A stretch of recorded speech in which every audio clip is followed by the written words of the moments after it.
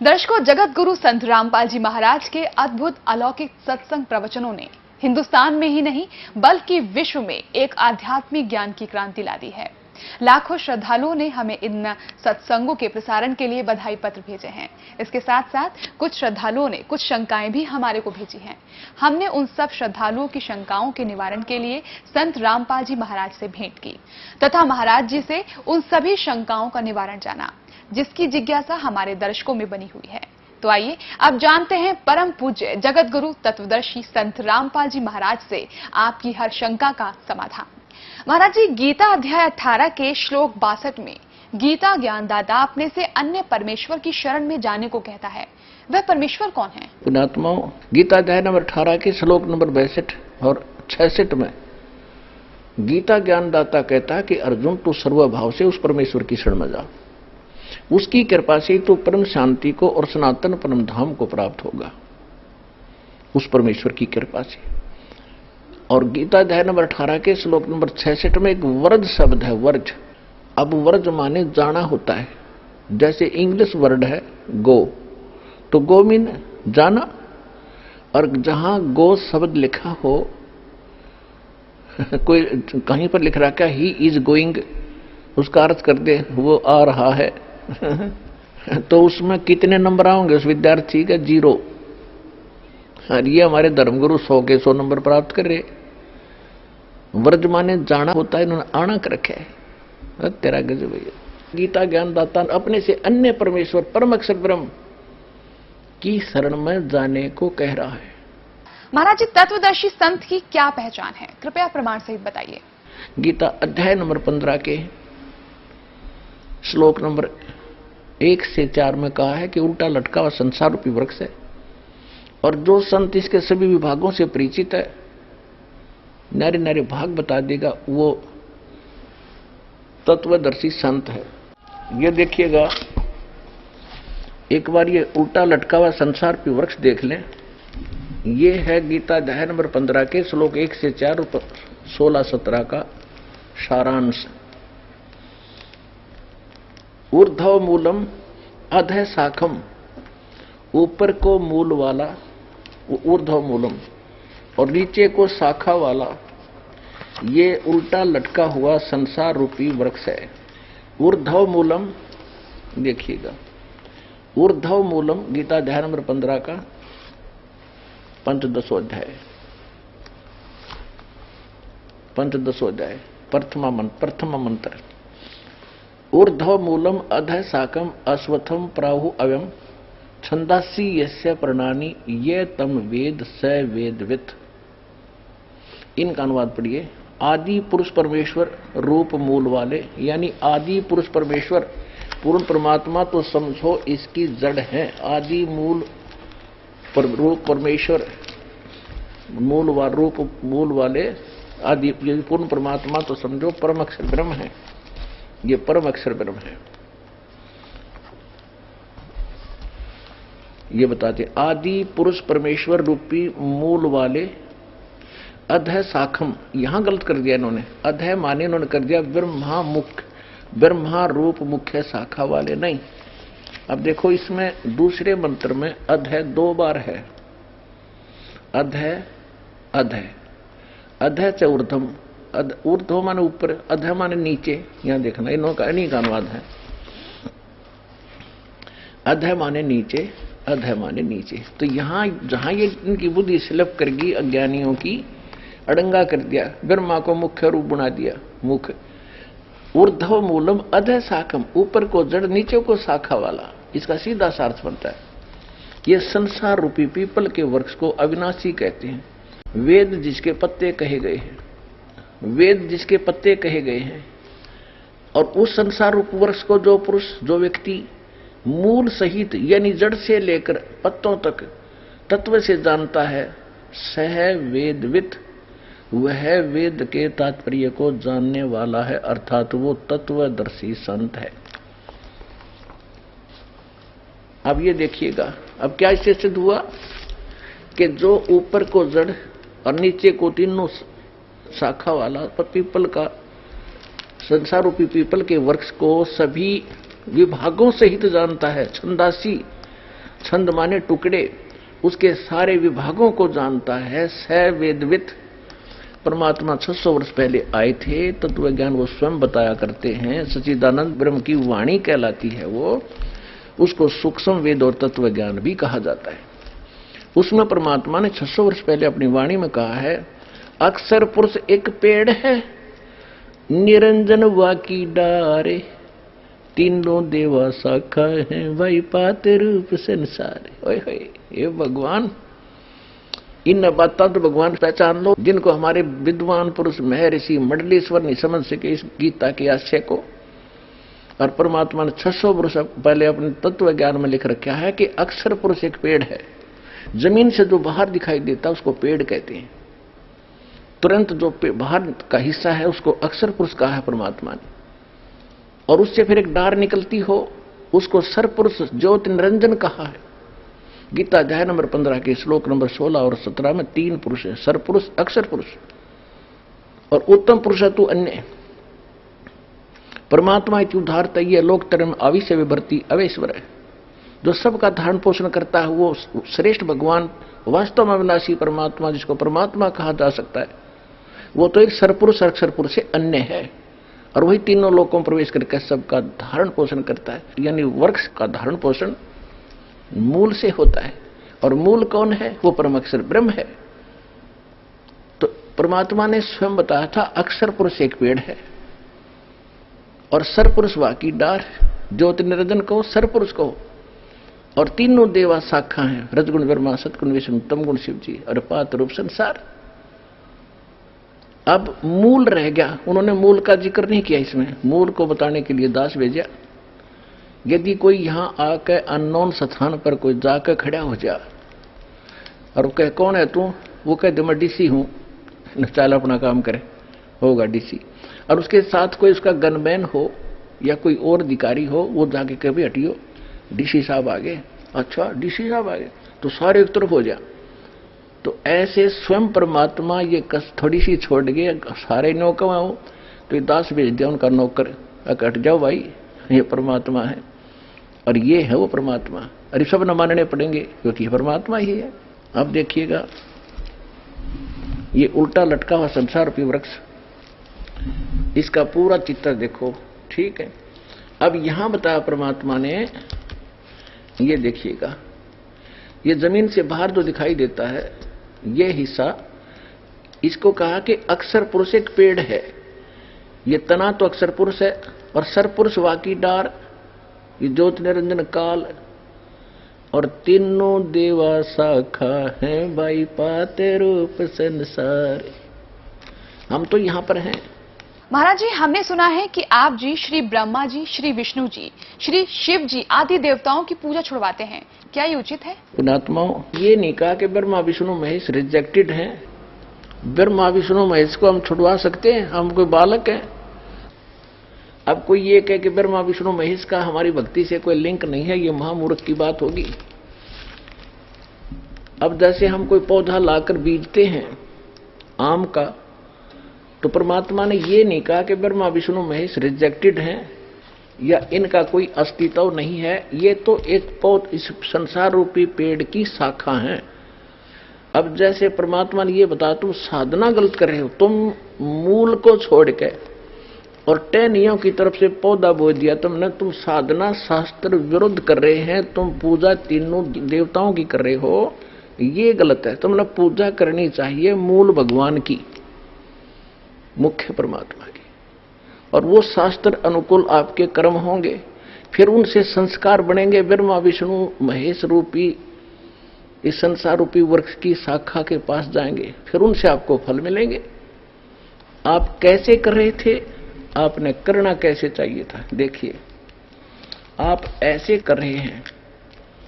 अब आप कोई पौधा लाए हो उस नर्सरी से, तो उसको ऐसे बीजना चाहिए। ये प्रॉपर वे ऑफ प्लांटिंग है, ये देखिएगा,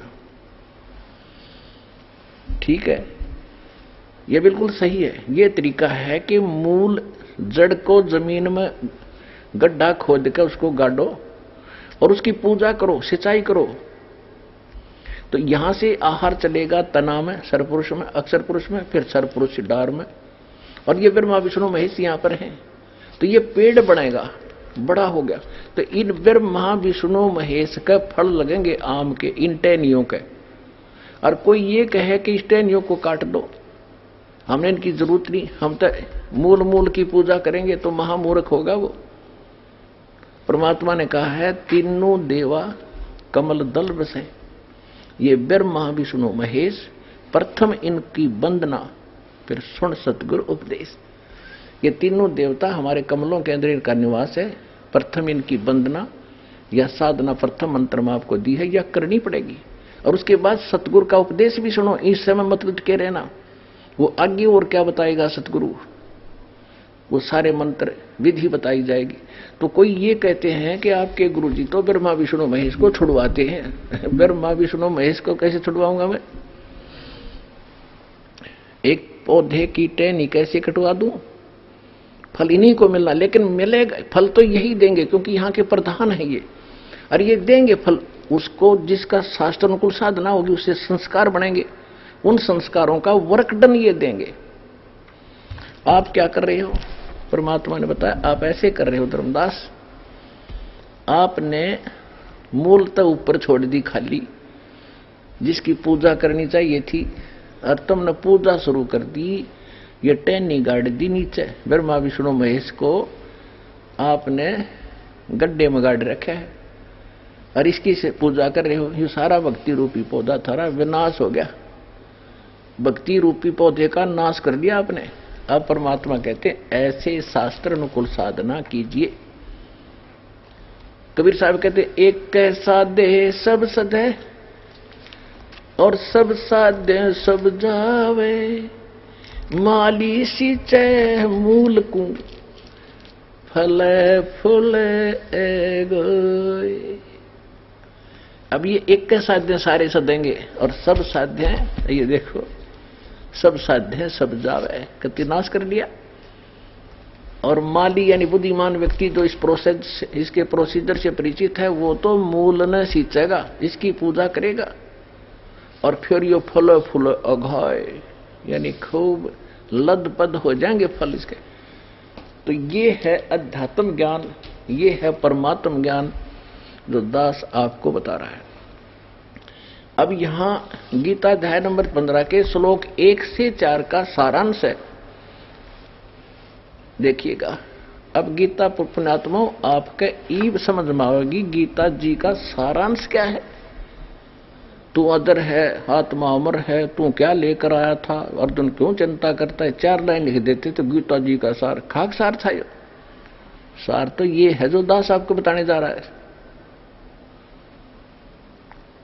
अब गीता अध्याय नंबर 1 से 4 में आपको पढ़कर सुनाते हैं, क्योंकि इस पवित्र ग्रंथ का आप बहुत आदर भी करते रहे हो, इसका अध्ययन भी किया है। ये बता क्या रहा था, हम कर क्या रहे थे, देखिएगा। 15वें अध्याय का प्रथम मंत्र, आदि पुरुष परमेश्वर मूल वाले और नीचे को शाखा वाले, ऊपर ऊर्ध्व मूलम अधः शाखम। बालक भी पढ़ देगा विष्णु अच्छी तरह, ये नडंगा कर रखा है, ये सही लिखा है। ऊपर तो आदि पुरुष परमेश्वर पूर्ण परमात्मा रूपी तो जड़ है, नीचे को शाखा है, तीनों गुण रूपी शाखा। यहां स्पष्ट होगा तीनों गुण, ये तीनों गुण रूपी शाखा है ये। और संसार रूपी वृक्ष अविनाशी कहते हैं। छंदासी जैसे प्रणानी, जो इसके पत्ते आदि छंद हैं, विभाग हैं, ये तम वेद जो उसको जानता है, अज्ञान रूप अंधकार में छुपे हुए को है वेदविद, वो तत्वदर्शी संत, इसका ये अर्थ है। अब दूसरे मंत्र में क्या कहा है देखिएगा, दूसरे 15वें अध्याय का, और ये दूसरा मंत्र है। इसमें क्या कि उस संसार रूपी वृक्ष की तीनों गुण रूप, यह अनुवाद गलत किया है, विषय पर वाला शाखा, तीनों गुण रूपी शाखा, अधः माने नीचे, ऊर्ध्व माने ऊपर, ये शाखाएं हैं, ये तीनों कोपल रूपी कोपलों वाली ये 3 शाखाएं समझो, ऊपर और नीचे, सर्वत्र नहीं। ऊपर ब्रह्मलोक में देखो, पृथ्वी लोक पर गीता जी का ज्ञान बोला जा रहा था, ऊपर स्वर्ग लोक है, नीचे पाताल लोक, इन तीनों पर ही इनका आधिपत्य है, ब्रह्मा जी, विष्णु जी और शिव जी का। ये देखो एक एक गुण, एक एक विभाग का, ऊपर और नीचे फैली हुई है। मनुष्य लोक में कर्मा अनुबंधनी मूलानी है, कर्मों के अनुसार बांधने वाली भी ये तीनों गुण, रजगुण ब्रह्मा, सतगुण विष्णु, तमगुण शिव जी मुख्य कारण है, जड़ है इसकी। यानी ये संसार रूपी वृक्ष की जड़ नहीं, आपको कर्मानुसार यहां बांधने वाली ये मुख्य कारण है। ये आपको फंसा कर रखते हैं, पार नहीं कर सकते। आप केवल जैसा आप कर्म करोगे वैसा ही फल दे सकते हैं। ये इसका अर्थ ये है। आगे देखो, और नीचे और ऊपर ये फैली हुई है, यहां देखिएगा। तीसरे में क्या कहा कि संसार रूप वृक्ष का, संसार वृक्ष का स्वरूप जैसा कहा है वैसा यहां विचार काल में नहीं पाया जाता, क्योंकि न इसका आदि है और न इसका अंत है, और न इसका अच्छी प्रकार से इसकी स्थिति है। इसलिए इस सुविरुद्ध मूलम जिसकी जड़ जो है वो दृढ़ है, अविनाशी पोर्शन है उस परमात्मा के ऊपर के लोक, तो अश्वत्थम संसार रूपी वृक्ष को, पीपल के वृक्ष को दृढ़ेन व दृढ़ असंग शस्त्रेन छतुआ, इनके लिख दिया कि वैराग रूप शस्त्र द्वारा काट कर नहीं, तत्व ज्ञान रूपी शस्त्र द्वारा काट कर उसको अच्छी तरह समझ। अब हम यहां आएंगे पहले। अब तीसरे में क्या कहा है, पहले तो ये देखते हैं कि इस संसार रूपी वृक्ष के ये तीनों गुण रूपी, इस संसार रूपी वृक्ष की तीनों गुण रूपी शाखा, विषय पर वाला शाखा, कोपल मनुष्य, ये बकवास इनकी कोपल रूपी शाखाएं, विषय पर वाला विषय विकारों की शाखा नीचे और ऊपर फैली। महाराज जी, क्या श्री ब्रह्मा जी रजगुण, विष्णु जी सदगुण, शिव जी तमोगुण है? इसका प्रमाण कहाँ है? अब यहाँ ये सिद्ध करते हैं कि रजगुण क्या है, सदगुण क्या है, तमगुण क्या है। समझदार को, बुद्धिमान को थोड़ा संकेत ही पर्याप्त होता है। देखिएगा, ये मार्कंडेय पुराण है, अपने सदग्रंथों से हम सिद्ध करेंगे, और ये गीता प्रेस गोरखपुर से प्रकाशित है, सचित्र मोटा टाइप, केवल हिंदी वही की वही उसी तरह। और इसके 123 पृष्ठ पर आपको ले चलते हैं। ये है 122 से शुरू करेंगे हम संक्षिप्त मार्कंडेय पुराण। यहां मार्कंडेय जी अपना ज्ञान बताते जा रहे। मार्कंडेय जी बोले, मुने, अब हम 123 पे पढ़ रहे हैं, 123 पे। अब यहां मार्कंडेय जी बोले, मुने, रजगुण प्रधान ब्रह्मा, तमोगुण प्रधान रुद्र और सत्व प्रधान विश्वपालक विष्णु, यही तीन देवता हैं और यही तीन गुण हैं।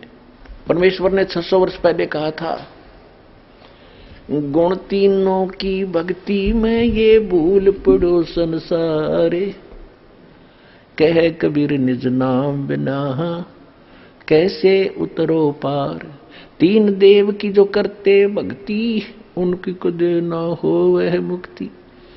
सिद्ध हो गया, रजगुण ब्रह्मा, सतगुण विष्णु और तमगुण शिव जी, यही तीन देवता और यही तीन गुण भी कहे जाते हैं। और कंसेप्ट क्लियर करते हैं, देखिएगा। यह है श्रीमद् देवी भागवत, इसमें संस्कृत भी साथ है, और ये कहां से छपी है देखिएगा। ये है अथ देवी भागवतम सभाष्टीकम समाट्यम खेमरा श्री कृष्ण दास प्रकाशन मुंबई 4। इसके हम आपको तीसरे स्कंद में ले चलते हैं। ये देखिएगा, श्रीमद् देवी भागवते भाषा टीका युक्ते तृतीय स्कंद है प्रारंभते। यहां देखना, इसके ये प्रश्न नंबर 11 पे तीसरे स्कंद में, और अध्याय नंबर 5 का हम श्लोक नंबर 8वां पढ़ेंगे, 7वां समाप्त होता है।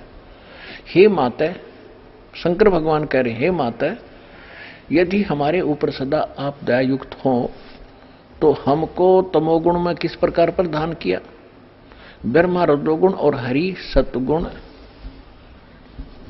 युक्त किए, क्यों किए। अब संस्कृत भी देखेंगे, ये संस्कृत है। ये 7वां श्लोक समाप्त हुआ, 8वां प्रारंभ हुआ। यदि दया धर्मना नसदाम्बिके कथम अहम विहित, मैं क्यों बना दिया, क्यों उत्पन्न कर दिया तमोगुण, और कमल से उत्पन्न होने वाले ब्रह्मा जी को रजोगुण संभव, रजोगुण क्यों उत्पन्न कर दिया, और सो विहिता किमो सतो गुणो हरि, विष्णु को आपने सतो गुण क्यों बना दिया। इति सिद्धम रजगुण ब्रह्मा सतगुण विष्णु तम गुण शिव जी। महाराज जी, क्या श्री ब्रह्मा जी, श्री विष्णु जी तथा श्री शिव जी की जन्म मृत्यु होती है? पुण्यात्माओं, ब्रह्मा विष्णु महेश नासवान है। गीता प्रेस गोरखपुर से प्रकाशित श्री देवी भागवत के 3रे स्कंद से क्लियर कर देते हैं। सचित्र मोटा टाइप, केवल हिंदी, और गीता इसके संपादक हनुमान प्रसाद पोदार, चिमनलाल गोस्वामी, और ये यहां से प्रकाशित है। इसके 3रे स्कंद पर आपको थोड़ा सा पढ़ाते हैं। 123 पृष्ठ पे 3रा स्कंद। विष्णु जी कह रहे हैं तुम शुद्ध स्वरूपा हो, ये सारा संसार तुम से उद्भासित हो रहा है अपनी माता दुर्गा के बारे में। मैं ब्रह्मा और शंकर हम सभी तुम्हारी कृपा से विद्यमान हैं। विष्णु जी कह रहे हमारा आविर्भाव माने जन्म, तिरोभाव माने मृत्यु हुआ करता है। केवल तुम ही नित्य हो, जगत जननी हो, प्रकृति और सनातनी देवी हो। शंकर भगवान बोले देवी ये थी महाभाग विष्णु तुमसे उत्पन्न हुए हैं, प्रकट हुए हैं, तो उनके बाद उत्पन्न होने वाले ब्रह्मा भी तुम्हारे पालक हुए। फिर मैं तमोगुण लीला करने वाला तमोगुणी लीला करने वाला शंकर क्या तुम्हारी संतान नहीं हुआ? अर्थात मुझे भी उत्पन्न करने वाली तुम ही हो शिवे। संपूर्ण संसार की सृष्टि करने में तुम बड़ी चतुर हो।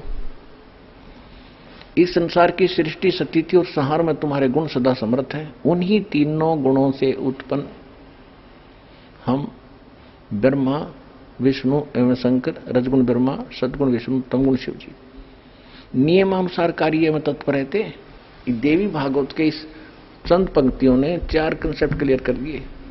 ब्रह्मा विष्णु महेश नासवान है, प्रकृति दुर्गा को कहते हैं, और ये तीनों इसके पुत्र हैं। रजगुण ब्रह्मा सतगुण विष्णु तमगुण शिव जी हैं। और ये भी स्पष्ट कर दिया कि हम केवल जो हमें आदेश होता है नियमित ही काम कर सकते हैं, हम किसी का संस्कार घटा बढ़ा नहीं सकते। और ये सिद्ध हो गया रजगुण ब्रह्मा है, सतगुण विष्णु तमगुण शिव जी। अब हम आते हैं कहां? इसी श्रीमद् भगवत गीता के अध्याय नंबर 15 के श्लोक नंबर 2 पर। इसमें लिखा है कि ये तीनों गुण रूपी संसार रूपी वृक्ष की शाखा, तीनों गुण है यानी रजगुण ब्रह्मा सतगुण विष्णु तमगुण शिव जी। और परमात्मा ने 600 वर्ष बता रखा पहले। अक्षर पुरुष एक पेड़ है, सरपुरुष बाकी डार, और ये तीनों देवा शाखा है पात्र संसार। और ये गीता समर्थन कर रही है कोड वर्ड में। कोड वर्ड सतगुरु ही बता सकते हैं, किसी जीव के सत्र का काम नहीं। तो ये दास परमात्मा ने सतगुरु बनाकर भेज रखे हैं, या परमात्मा ने बनाया था, बताया था।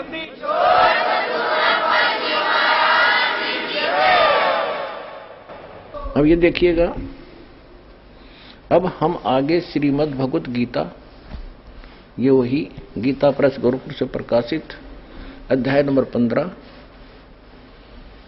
और श्लोक नंबर हमने पढ़ लिया। ऊर्ध्व मूलम अधः शाखम, ये सारा पढ़ लिया आपने,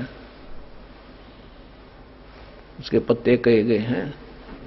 और यहां आ गया है कि ये उस संसार रूपी वृक्ष की तीनों गुण यानी रजगुण ब्रह्मा सतगुण विष्णु तमगुण शिव जी, ये नहीं, ये गलत अनुवाद कर रखा है। विषय पर वाला शाखा, संस्कृत पढ़ लो आप, शिक्षा का यही तो लाभ है।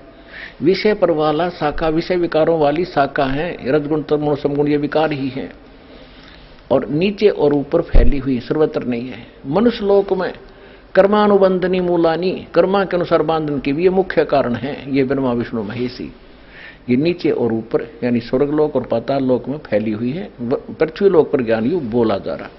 अब तीसरे में क्या कहा है कि इस वृक्ष संसार रूप वृक्ष का स्वरूप जैसा कहा है यहां विचार काल में नहीं पाया जाता है कि इसका आदि अंत नहीं। अब गीता ज्ञानदाता स्पष्ट कर रहा है कि जो गीता का ज्ञान मैं तुझे दे रहा हूं, यहां तेरे मेरे विचार विमर्श में, तेरे मेरे डिस्कशन में मैं क्लियर नहीं बता पाऊंगा इस सृष्टि रचना के बारे में, यानी संसार रूपी वृक्ष के बारे में मैं नहीं जानता। वो तो चौथे अध्याय के 34वें श्लोक में स्पष्ट कर दिया इसलिए कि वो कंप्लीट ज्ञान जो तत्व ज्ञान है वो भगवान बोलता है। चौथे अध्याय के 32वें श्लोक में स्वयं बताता है, और चौथे अध्याय के 34वें श्लोक में बताया कि वो तत्व ज्ञान जो भगवान खुद आकर बोलता है उसको तत्वदर्शी संत ही बताते हैं, उनसे पूछ।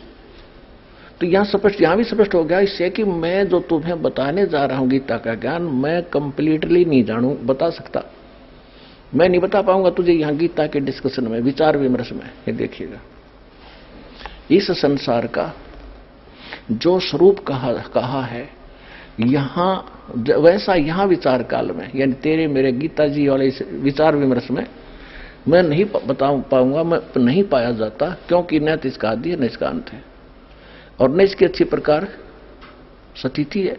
अब इसको पता ही नहीं है तो आप स्थिति को नहीं, और इसलिए इस सो विरोध मूलम अस्वथम अति दृढ़, इसको छोड़ दो, अति दृढ़ मूल वाले यानी संसार रूपी पीपल के वृक्ष को असंग शस्त्रेण, इन्होंने वैराग रूप शस्त्र बता दिया, नहीं, तत्व ज्ञान रूपी शस्त्र के द्वारा काटकर अच्छी तरह तत्व ज्ञान से समझकर।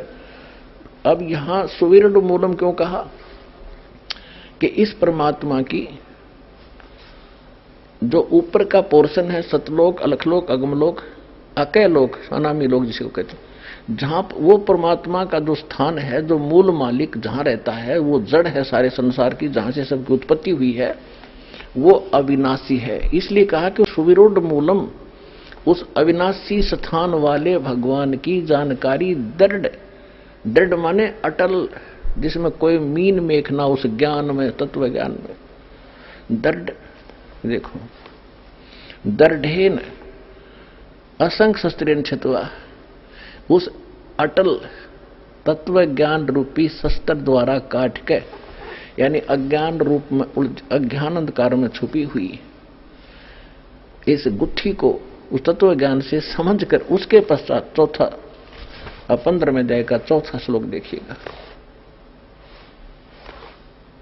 अब ये चौथा श्लोक है, उसके पश्चात यानी तत्वदर्शी संत मिल जा, तत्वदर्शी संत की प्राप्ति के उपरांत उस तत्व ज्ञान से को समझने के पश्चात परमेश्वर के उस परम पद की खोज करनी चाहिए, जहां जाने के बाद साधक फिर लौटकर संसार में कभी नहीं आता। और जिस परमेश्वर से इस संसार रूपी वृक्ष की प्रवृत्ति विस्तार को प्राप्त हुई है, यानी जिसने सौर्य ब्रह्मांडों की रचना की है, केवल उसकी भक्ति करो और की नहीं। अपना आत्मा बालक नहीं, आपने कंप्यूटर तक चलाने आगे, इंटरनेट चला ले बालक, ये तो एक सिंपल सा ज्ञान अपने भगवान का दिया हुआ, इसको बहुत आसानी से समझेंगे। इसलिए आपको विद्वान बनाता कि आप कोड वर्ड भी समझ जाओ, दास के मुख से निकलते समझने लग जाएंगे, तो इंटेलिजेंट मानो हो गया। और हम परमात्मा को समझेंगे आसानी से।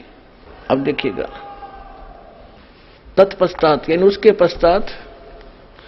पश्चात उस परम पद रूप परमेश्वर को खोजना चाहिए, जिसमें गए हुए पुरुष यानी साधक फिर लौटकर संसार में नहीं आते, और जिस परमेश्वर से पुरातन संसार वृक्ष की प्रवृत्ति विस्तार को प्राप्त हुई है, यानी जिसने संसार रूपी वृक्ष की रचना की है सब ब्रह्मांडों की, उसी आदि पुरुष नारायण की मैं शरण हूं।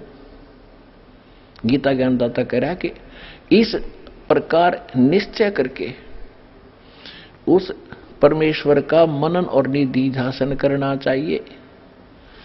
इससे क्या सिद्ध हो गया कि गीता ज्ञानदाता कहता है कि मेरी भक्ति भी छोड़ दे, केवल एक उसकी भक्ति उसकी पूजा कर, परपते माने पूजा करना।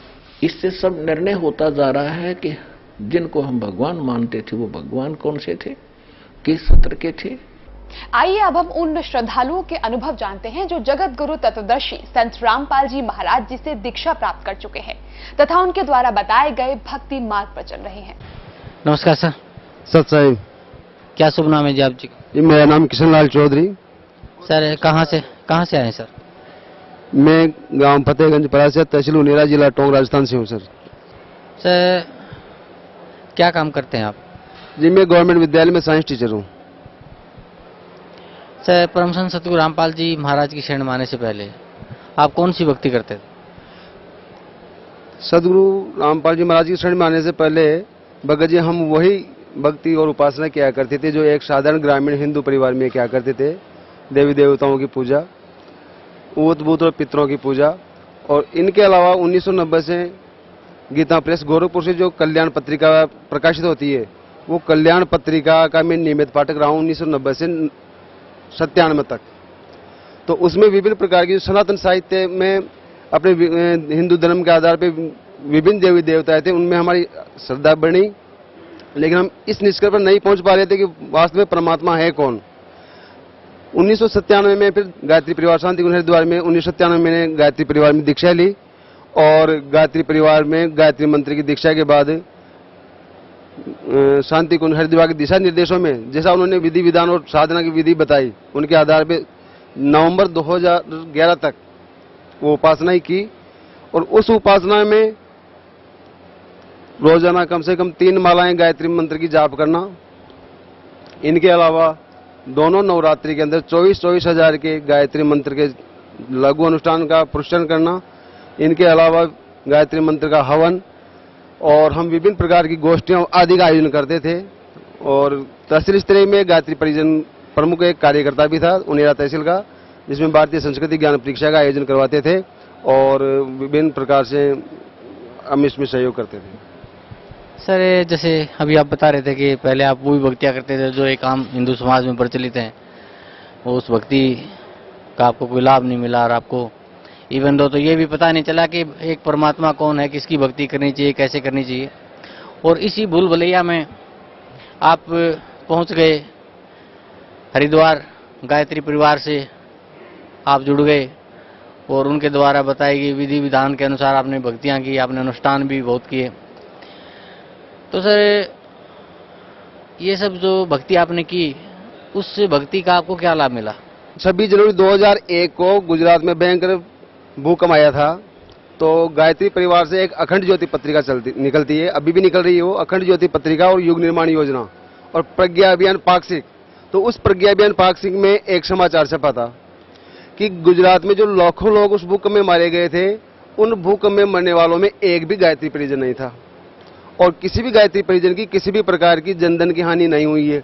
उस समाचार से हमारे अंदर दृढ़ता आई और हमने अपनी पूरी निष्ठा के साथ गायत्री मंत्र का जप और विधि विधान के आधार पर अनुष्ठान शुरू कर दिए। लेकिन नवंबर 2011 में पंडित श्री राम शर्मा आचार्य जी के जन्म शताब्दी समारोह के अंदर 1551 कुंडीय यज्ञ था।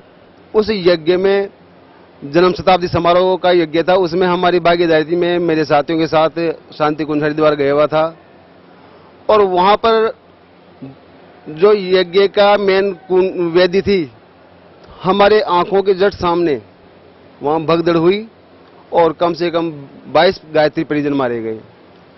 उसके बाद में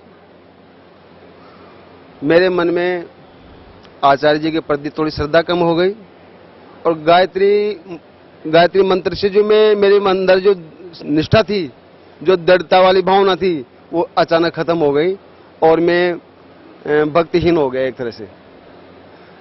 उस समय हम आचार्य जी को महाकाल का अवतार और शांति कुंज को महाकाल का घोंसला कहा करके बड़े प्रसन्न हुआ करते थे, और सदगुरु रामपाल जी महाराज के चरणों में आने के बाद हमें पता चला कि महाकाल कौन है और उनकी क्या स्थिति है। सर परम संत सतगुरु रामपाल जी महाराज की शरण में आप कैसे आए? भगत जी, नवंबर 2000 के हादसे के बाद मैं बिल्कुल भक्तिहीन हो गया था, कहीं भी मेरी श्रद्धा नहीं थी। तो उस समय मैं कहता मैं साइंस एंड आदमी हूं और मैंने कभी साहित्य पढ़ा नहीं था, लेकिन मैंने नौकरी में आने के बाद मैंने हिंदी से एमए किया था, और उस एमए हिंदी के अंदर एक पेपर एक कवि का होता था। उसमें विद्यार्थी अपनी चॉइस के आधार पर कोई भी एक कवि चूज करता है, सूरदास हो, तुलसीदास जी हो, रहीम जी हो, कबीर जी हो, कोई भी। तो मैंने कबीर साहब का पेपर चूज किया था और वो पेपर 15 नंबर के उसमें क्वेश्चन आते थे, और पास होने के उद्देश्य से पासबुक में से उनके कबीर साहब के पदों को हम पढ़ते थे और उन पदों को पढ़ के हम पास हुए। और जब नवंबर 2011 की घटना के बाद में जब कहीं भी हमारा मन नहीं लगा, तो वो कबीर साहब की वो पद बार बार रह रह के मन में याद आते थे। उनका जो रहस्यात्मकता थी, आडंबरों का विरोध था, वो सारी बातें हमारे मन को बार बार प्रेरित करती थी कि क्यों ना हम कबीर साहब का कुछ साहित्य पढ़ें या उनसे कहीं कोई साहित्य मिल जाए तो हम उनसे प्रेरणा लें। और इसी उदयपुर में, क्योंकि मैं गायत्री परिजन था और स्वाध्याय मेरे जीवन का अंग था, मैं रोजाना घंटा आधा घंटा रोज स्वाध्याय करता था, अब भी करता हूं।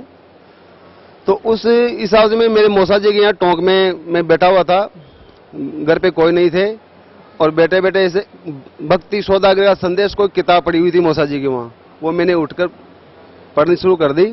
और जैसे मैंने शुरुआत से पढ़ाई, शुरुआत में मुझे रामपाल दास जी महाराज ऐसे लगे जैसे कोई कम्युनिस्ट विचारधारा रखने वाले व्यक्ति हों और ये कोई हिंदू धर्म का नाश करने पे तुले हुए हों। लेकिन जैसे जैसे मैं 3-4 पन्ने आगे पढ़े तो वहाँ पे विभिन्न संतों की जो वाणियाँ थी वो वाणियाँ मेरे मन के आर पार निकल गई। और मैंने मौसा जी से कहा कि मौसा जी मैं ये किताब ले जाना चाहता हूँ और इसको मैं पढ़ना चाहूँगा। दूसरे दिन तक मैंने वो किताब कंप्लीट कर ली और उसमें आश्रम के फ़ोन नंबर लिखे हुए थे। आश्रम के फ़ोन नंबर पे मैंने बात की और यहाँ से मुझे एक किताब निःशुल्क और प्राप्त हुई, ज्ञान गंगा नाम से। उस ज्ञान गंगा किताब को पढ़ने के बाद मेरे मन में और लगभग दोनों किताबों का मैटर एक जैसा ही था, मेरी जिज्ञासा और तीव्र हो गई। संयोग से क्या हुआ कि हमारे गांव से 25 किलोमीटर के लगभग एक हमारे जान पहचान वाले थे, वो यहाँ आए हुए थे और यहाँ आकर यहाँ से 2 साहित्य लेके गए थे, गहरी नजर गीता में और आध्यात्मिक ज्ञान गंगा। तो मैंने जैसे फोन पे उनसे बात की, मैंने कहा भगत जी ऐसे ऐसे करना, भगत जी शब्द हम उस समय यूज नहीं करते थे। तो कहना हाँ वहाँ की 2 साहित्य मेरे पास है। तो मैं उसी समय मोटरसाइकिल लेके उनसे दोनों ग्रंथ लेके, और जब तक वो ग्रंथ पूरे नहीं हो गए मैं उनको पढ़ता रहा। और पढ़ने के बाद ऐसा आनंद आया और ऐसे विचार बने कि जरूर कहीं न कहीं कुछ है तो यही है। और मैंने परमात्मा से प्रार्थना की कि अगर आप में कुछ शक्ति है तो मुझे जरूर इसका कुछ वो दें। तो पूर्णिमा की रात में, डेट तो मुझे ध्यान नहीं रहा कब कौन सी थी वो, लेकिन पूर्णिमा की रात थी। उस रात को जब तक मैंने गुरुजी की फोटो भी नहीं देखी थी, नहीं कहीं टीवी पे कोई प्रोग्राम देखा था, तो उस पूर्णिमा की रात को 12-12:30 बजे के लगभग कि चल उठ उठ उठ ऐसी आवाज आई। एक वो धुंधला सा गुरुजी का जो चेहरा था, आप सफेद सफेद बाल, गोरा गोरा सा चेहरा, वो मुझे धुंधला लगा। मैं उठ के बैठ गया। मैंने कहा ये क्या हुआ? तो मैंने सोचा भाई कहीं ये तो काल के जाल आते रहते हैं। कुछ दिनों बाद में फिर ऐसा ही हुआ। फिर मैंने सोचा कि क्यों ना हम जो मन में हमारे वो थे बातें, भाई गुरुजी हमें कुछ ऐसा करें, तो वो है ये बात। हमने उसी भगत जी से कहा भगत जी हमें वहां लेके चलो आप। तो भगत जी ने कहा कि ठीक है, आप जयपुर से 25 प्रकार गाड़ी जाती है जयपुर हिसार, उसमें निकल जाओ। तो मैंने कहा नहीं, मैं कभी इधर गया नहीं, आप हमारे साथ चलो। तो भगत जी हमारे साथ आए और यहाँ पे हमने नाम दीक्षा ली। नाम दीक्षा लेने के बाद मुझे पता चला और एहसास हुआ कि वास्तव में कोई मूल मंत्र थे। प्रथम मंत्र में भी हमने पता चल गया कि मूल मंत्र थे तो यही थे जो सदगुरु रामपाल जी महाराज ने हमें प्रदान किए हैं। सर पहले आप परंपरागत जो भक्ति करते थे और उसके बाद आप गायत्री परिवार शांति कुंज हरिद्वार से जुड़े और उन्होंने जो इस भारत वर्ष की धरा पे मैं समझता हूँ बहुत बड़ी त्रासदी आई थी 26 जनवरी 2002 को गुजरात में जो भूकंप आया था। अपने भक्तों को मिसगाइड करने के लिए उन्होंने एक मिथ्या प्रचार किया कि उस भूकंप में जहाँ लाखों लोग मारे गए थे तो गायत्री परिवार से जुड़ा किसी साधक को कोई क्षति नहीं हुई। और अभी आप बता रहे थे कि उन्हीं के अनुष्ठान में जो उनका मेन अनुष्ठान था शांति कुंज हरिद्वार में, उसमें भगदड़ में 22 लोगों की जाने गई। तो उससे सबको देख के आपकी आंखों के आगे जो सब घटनाक्रम हुआ उससे देख के आप काफ़ी विचलित हुए और आप एक नास्तिकता के कगार पे चले गए। क्योंकि वो सबसे बड़ी मैं समझता हूँ कि मन को ठेस लगी कि एक झूठ का सहारा लिया गया गायत्री परिवार से सब समाज को जोड़ने के लिए कि हमारे भक्तों को वहाँ कुछ नहीं हुआ और आपकी आंखों के सामने 22 लोग मृत्यु को प्राप्त हो गए। उसके बाद आप नास्तिक हो गए और फिर आप परम संत सतगुरु रामपाल जी महाराज की आपके ऊपर दया हुई कि उन्होंने आपको सोते से जगाया और सतलोक आश्रम बरवाला में ला के आपको वो सतभक्ति और शास्त्रानुकूल साधना दी जिसे पाने के लिए बड़े बड़े साधक, बड़े बड़े ऋषि मुनि प्रयासरत रहते हैं, उन्होंने तपस्या भी करते हैं उसके लिए, लेकिन उस ज्ञान को वो छू भी नहीं पाते, प्राप्त करने की तो बात दूर है। और सतगुरु रामपाल जी महाराज कहते हैं, जा दिन सतगुरु बेटिया ता दिन लेखे लाख, बाकी समय बर्बाद गया बिना गुरु के ज्ञान। जा दिन सतगुरु बेटिया ता दिन लेखा जान, बाकी समय बर्बाद गया बिना गुरु के ज्ञान। तो सर मुझे बड़ी दुख है इस बात का कि आप जैसे समझदार व्यक्ति और इन आडंबर ढोंगियों के जाल में फंसे रहते हैं। खैर, परम संत सतगुरु रामपाल जी महाराज ने आपके ऊपर दया की, उन्होंने आपको यथार्थ भक्ति दी। उस भक्ति को करते हुए आपको क्या लाभ मिला? सतगुरु रामपाल जी महाराज शरण में मैं 4 जून 2012 को आया और उसके बाद मेरी दूसरी हाजिरी यहाँ लग गई थी और मैं मेरे निजी काम से यहाँ पे हनुमानगढ़ आया हुआ था। तो शाम को मैं घर से मोटरसाइकिल चलाता टोंक के लिए, टोंक से बस जयपुर के लिए आती है। तो जब मैं घर से चला तो मेरे दाएं पैर में यहाँ पे खुजली चल रही थी, थोड़ी सी सूजन थी, तो मैंने उस पर कोई विशेष ध्यान नहीं दिया और मैं रात भर सफर कर रहा हूँ, बस में करके हनुमानगढ़ पहुँच गया। हनुमानगढ़ जब पहुँचा सुबह 5:30 बजे, तो वहाँ देखता हूँ मेरे पैर में ज़्यादा सूजन आ गई और मुझसे चलने में भी मतलब अब सामर्थ्य नहीं रही थी। वहाँ हम बैठ के कैंटीन में चाय पी रहे थे, तो चाय वाले ने कहा कि भाई साहब ये क्या हुआ, और उसमें 2 फलक भी हो गए थे। तो मैंने कहा भाई ये पता नहीं क्या हो गया, बैठे बैठे हम सारी रात बैठ के आ रहे हैं इसलिए सूजन आ गई। नहीं भाई साहब ऐसी कोई जहरीला कीड़ा खा गया। भाई मैंने कहा हो सकता है, मुझे तो पता नहीं कहाँ खा गया। तो हम उस दिन सारा काम करके वापस घर पे गए। शाम को घर पहुंचते ही मैंने आश्रम फोन किया, एक भगत जी से फोन किया, भगत जी ऐसे ऐसे मेरे साथ ऐसा हुआ है और हमारे गांव में इस प्रकार जहरीली कीड़े खाने इस पर तेजा जी महाराज के यहाँ जाते हैं और वहाँ पे जोत बत्ती वगैरह लगाते हैं। परमात्मा का साफ आदेश है कि जो कुछ भी करना है आपको परमात्मा के नाम से केवल कबीर परमेश्वर को करना है और किसी को कुछ नहीं करना है। तो यहाँ से हमें यही आदेश मिला कि आप हॉस्पिटल में दिखा सकते हैं, किसी के आप जाएंगे नहीं देवस्थान पे। तो मैंने रात घर वालों ने भी ये डिक्लेयर कर दिया कि भाई तेरे तो जहरीला कीड़ा खा गया और सुबह तो हालत खराब हो जाएगी तेरी, और सुबह आपको जरूर वहाँ तेजा जी महाराज के यहाँ लेके चलेंगे और जोत जलाएंगे। मैंने परमात्मा से रात को प्रार्थना की कि परमात्मा मेरी श्रद्धा को आप संबल देना, मेरी निष्ठा को दृढ़ करना, और रात भर में मेरे साथ जो कुछ हुआ भगत जी, परमात्मा ने रात को ही नींद में मुझे एक ऐसी कहानी सुनाई। मैं खुद एक किसान परिवार से हूं। परमात्मा ने कहानी सुनाई कि बेटे मेरे ऐसे हमारे घर में 2 बैल थे और इस प्रकार एक बैल के पैर में कील लग गई और उस कील के लगने के कारण वो हाड़ी जो था उसका, तो कील का ध्यान नहीं रहा और बैल का पैर सूज गया और बैल चलने में असमर्थ हो गया। फिर हम उसको वहाँ गांव में जो डॉक्टर थे जानवरों के उसको दिखाए तो डॉक्टरों ने बता दिया घुटनों पे दर्द और वहाँ पट्टियां बांधने शुरू कर दी। तो सदगुरुदेव जी कह रहे थे कि दर्द तो उसका पैरों के अंदर कील के कारण और हम इलाज करवाए थे घुटनों पर। इस प्रकार जो कहानी उन्होंने सुनाई तो मुझे जोरदार हंसी आई और जोरदार हंसी आई तो मेरे परिवार वाले सारे उठ के आ गए। कहा क्यों हंस रहा है भाई, क्या बात हो गई? मैंने कहा कि गुरुजी ने ऐसी कहानी सुनाई और जैसे ही मेरा ध्यान पैर पे गया, सच मानिए एक मामूली मात्र भी वहां पे सूजन नहीं थी, बिल्कुल साफ। जबकि कम से कम हम मेडिकल के हिसाब से भी अगर उसको आराम मानते तो कम से कम 1 सप्ताह लगना चाहिए था। हाथों हाथ रात में ही उसको बिल्कुल साफ, जैसे कुछ हुआ ही नहीं। इससे मेरी निष्ठा और दृढ़ हो गई। इसके अलावा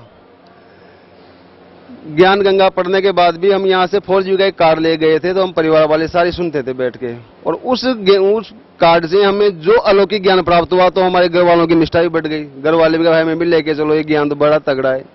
घर वालों को मैं जी में बिठा के यहाँ सबको नाम दान दिला ले गया। भगत जी क्या हुआ कि जैसे ही हम गांव गए वापस, घर वाले आए थे, मेरे दोनों भाई छोटे बच्चे भी आए थे, दोनों माँ भी आई थी। हम वापस गए थे लेकिन हम एक भी ज्ञान गंगा की पुस्तक लेके नहीं जा पाए। और दूसरे तीसरे दिन हमारे घर पे 2-3 मेहमान आ जाते हैं और वो हमने पोस्टर लगा रखा था वहाँ मकान में, पूछते हैं ये कौन है क्या है क्या है, तो हमने उनसे सारी बात बताई। लेकिन हमारे मन में एक बात है कि काश अगर हमारे पास ज्ञान गंगा होती तो हम इनको एक एक ज्ञान गंगा देते और इस भक्ति मार्ग को हम और आगे बढ़वा देते, इनका भी कल्याण करवाते। तो मैं इस बात की गहरी निराशा हुई सारे परिवार वालों। उनको जानने के बाद हमने घर पे बात की तो सारे परिवार वालों में ऐसी बहुत निराशा हुई कि हमसे बहुत बड़ी गलती हो गई, हम वहां से एक भी ज्ञान गंगा नहीं ला पाए। भगत जी दूसरे दिन हमारे जिले के जो कोऑर्डिनेटर हैं सीताराम दास जी बागड़ी, उनका फोन आया। न तो मैं उनको जानता था, न मैं उनको जानते, न हमारे एक दूसरे के पास फोन नंबर थे। उन्होंने फोन किया कि भगत जी हम ऐसे ऐसे आश्रम से बोल रहे हैं, आपके यहाँ गाँव आना चाह रहे हैं। मैंने कहा साहब आइए। ऐसे मैंने उनको पूरा रूट बता दिया, मैं आपकी सेवा में तैयार मिलूंगा। मेरे को क्यों आ रहे साहब? अगर जी आप कहने साहब हम पुस्तक सेवा में आ रहे हैं, पुस्तकें लेके आ रहे हैं और आपके यहाँ होते हैं, वो वापस हम मालपुरा जाएंगे, 1 घंटा देंगे आपको केवल। मैंने कहा साहब आइए। सतलोक आश्रम के 7-8 सेवादार और गुरुजी की गाड़ी भी आगे पोस्टर लगा हुआ, माइक चलता हुआ जिसमें प्रवचन चल रहे थे। और वो हमारे गांव में जब मैंने देखा तो आप कल्पना नहीं कर सकते मेरे मन में कितनी श्रद्धा और निष्ठा उमड़ी। और कोई भी सतलोक का जो साधक है, जो भगत है, अगर उसने कभी कल्पना नहीं की, अचानक गुरुजी की गाड़ी, सतलोक की गाड़ी, सतलोक के सेवादार अगर अचानक आप एक घर पे पहुंच जाएं, रात तो आपने बात ही की थी, सुबह पहुंच जाए तो आपको कैसा अनुभव होगा आप सोच सकते हैं कि हमारे साथ कितना सुखद अनुभव रहा होगा। इसके अलावा रोजाना साधना टीवी के ऊपर गुरुजी के प्रवचन आते हैं, उसमें नीचे एक पट्टी लगी होती है जिसमें ज्ञान गंगा फ्री मंगाने के लिए सुविधा दे रखी है परमात्मा ने सबको। तो एक भगत ने वहां से फोन किया टोंक से, तो हमारे कोऑर्डिनेटर साहब ने, भगत जी ने मैं फोन किया कि आप ये पता और फोन नंबर नोट करो और आप इनको ज्ञान गंगा पहुंचाओ। हमने उन फोन नंबरों पे उनको ज्ञान गंगा पहुंचा दी। और ज्ञान गंगा पहुंचाने के बाद उस ज्ञान गंगा के पीछे मैंने लिख दिया था, खाली पेज आता है उसमें, मेरा फोन अधिक जानकारी तो संपर्क करें, मेरे फोन नंबर लिख दिए थे। महीने 1.5 महीने बाद उन भगत जी का फोन आया कि कुमार साहब आप आइए एक बार हमसे बैठ के बात करिए। मैंने कहा साहब मैं कल परसों आ जाऊंगा। कहा नहीं आप तो आज ही क्यों नहीं आ जाते? कहने मैं कल संडे आपको बैठ के बात करूंगा। ठीक है। हम टोंक पहुंच गए। टोंक पहुंचने के बाद हमारे एक स्टाफ साथी और थे, उन दोनों को लेकर हम घर पहुंच गए। तो हमने उनसे चर्चा की, मैंने आपको ज्ञान समझ में आ गया? कहने साहब बिल्कुल समझ में आ गया, मैं वहाँ मधु परमंश जी का ऐसे वो उनमें सत्संगों में जाता था और सारी बातें सही है। अच्छा, तो अब मैंने कहा आपको इस मार्ग में जाने के लिए सारी तो बुराइयां छोड़नी पड़ेगी, और आप अगर बीड़ी तंबाकू सिगरेट कुछ पीते हो तो इनको भी त्यागना पड़ेगा, तब आप परमात्मा के शरण में जाना, पहले अपने आप को शुद्ध कर लेना। कहने जी मैंने हमने सामने छोड़ दिया, लेकिन हमारे साथ एक अजूबा हो गया। मैंने क्या हुआ जी? कहने जी हमारी जो भगतमती उनकी जो भगतमती थी, उनके कैंसर की गांठें थी गले में, और वो टोंक में कम से कम 9 महीने से इलाज करा रहे थे। उनका मतलब ऑपरेशन तो हुआ नहीं था, लेकिन मेडिकल दवाई वो ले रहे थे। दवाई लेते लेते उनको मतलब कुछ ही फायदा नहीं हुआ। डॉक्टर ने बोल दिया कि आप जयपुर जाइए और वहां पहले इसकी जांच करवाइए, हमें लगता है कि कैंसर है। तो कहना जी हमने देखो वो बैग जमा लिया और सुबह जयपुर जाने की तैयारी में थे, और रात को दोनों ने परमात्मा को ये मान लिया कि परमात्मा हम आपकी शरण में हैं, कुछ भी हो जाए लेकिन इसके कैंसर नहीं आना चाहिए जांच के अंदर। तो कहना सुबह साहब हम नहा धो के जब जाने के तैयार हुए हैं और देखा तो भगतमती की गांठें गायब हो गई थी, और वो भगतमती आज भी यहाँ सत्संग में बैठी हुई है। मार साहब आप हमें वहां लेके चलो। मैंने कहा जी मैं आगे वाले संडे में जो आ रहा है सत्संग, वहां उनमें आपको लेके चलूंगा। तो वो मैंने बता दिया ऐसे जयपुर से आप गाड़ी में बैठ के निकल जाना। तो वो संडे का उन्होंने जाने किया, वो दूसरे दिन यहाँ आ गए, नाम दीक्षा ले गए, और आज भी वो भगत जी यहाँ पे बैठे हुए हैं। फिर मैंने फोन पे बात किया उनसे, मैंने कहा भगत जी क्या रहा? कहने साहब हम जाए वहां पे। तो मैंने कहा भगतमती जी तो अनपढ़ थी, सारी बातें वहाँ कैसे क्या रहा होगा वहाँ? तो कहने साहब सेवादार सब बातें। मैंने भगतमती से बात कराओ आप मेरी। भगतमती से बात किया उन्होंने, तो भगतमती जी ने कहा कि जी मैंने मंत्र तो जो गुरु जी ने बुलवाए मैंने बोले, और मैं याद भी करूंगी, लेकिन मैं तो परमात्मा से ये प्रार्थना कर रही थी कि परमात्मा मैं हमेशा आपको मन में आपको याद रखूंगी। और जैसे कि ना मैं दर्शन करने गई, परमात्मा ने कहना मेरे सिर पे हाथ रखा और कम से कम 15 फीट आगे निकल गए, और 15 फीट आगे निकलने के बाद वापस लौट कर आए और फिर दोबारा हाथ रख के ये कहा कि बेटी घबराना मत, सब ठीक हो जाएगा। तो सदगुरु जी रामपाल जी महाराज की उन पर असीम कृपा है।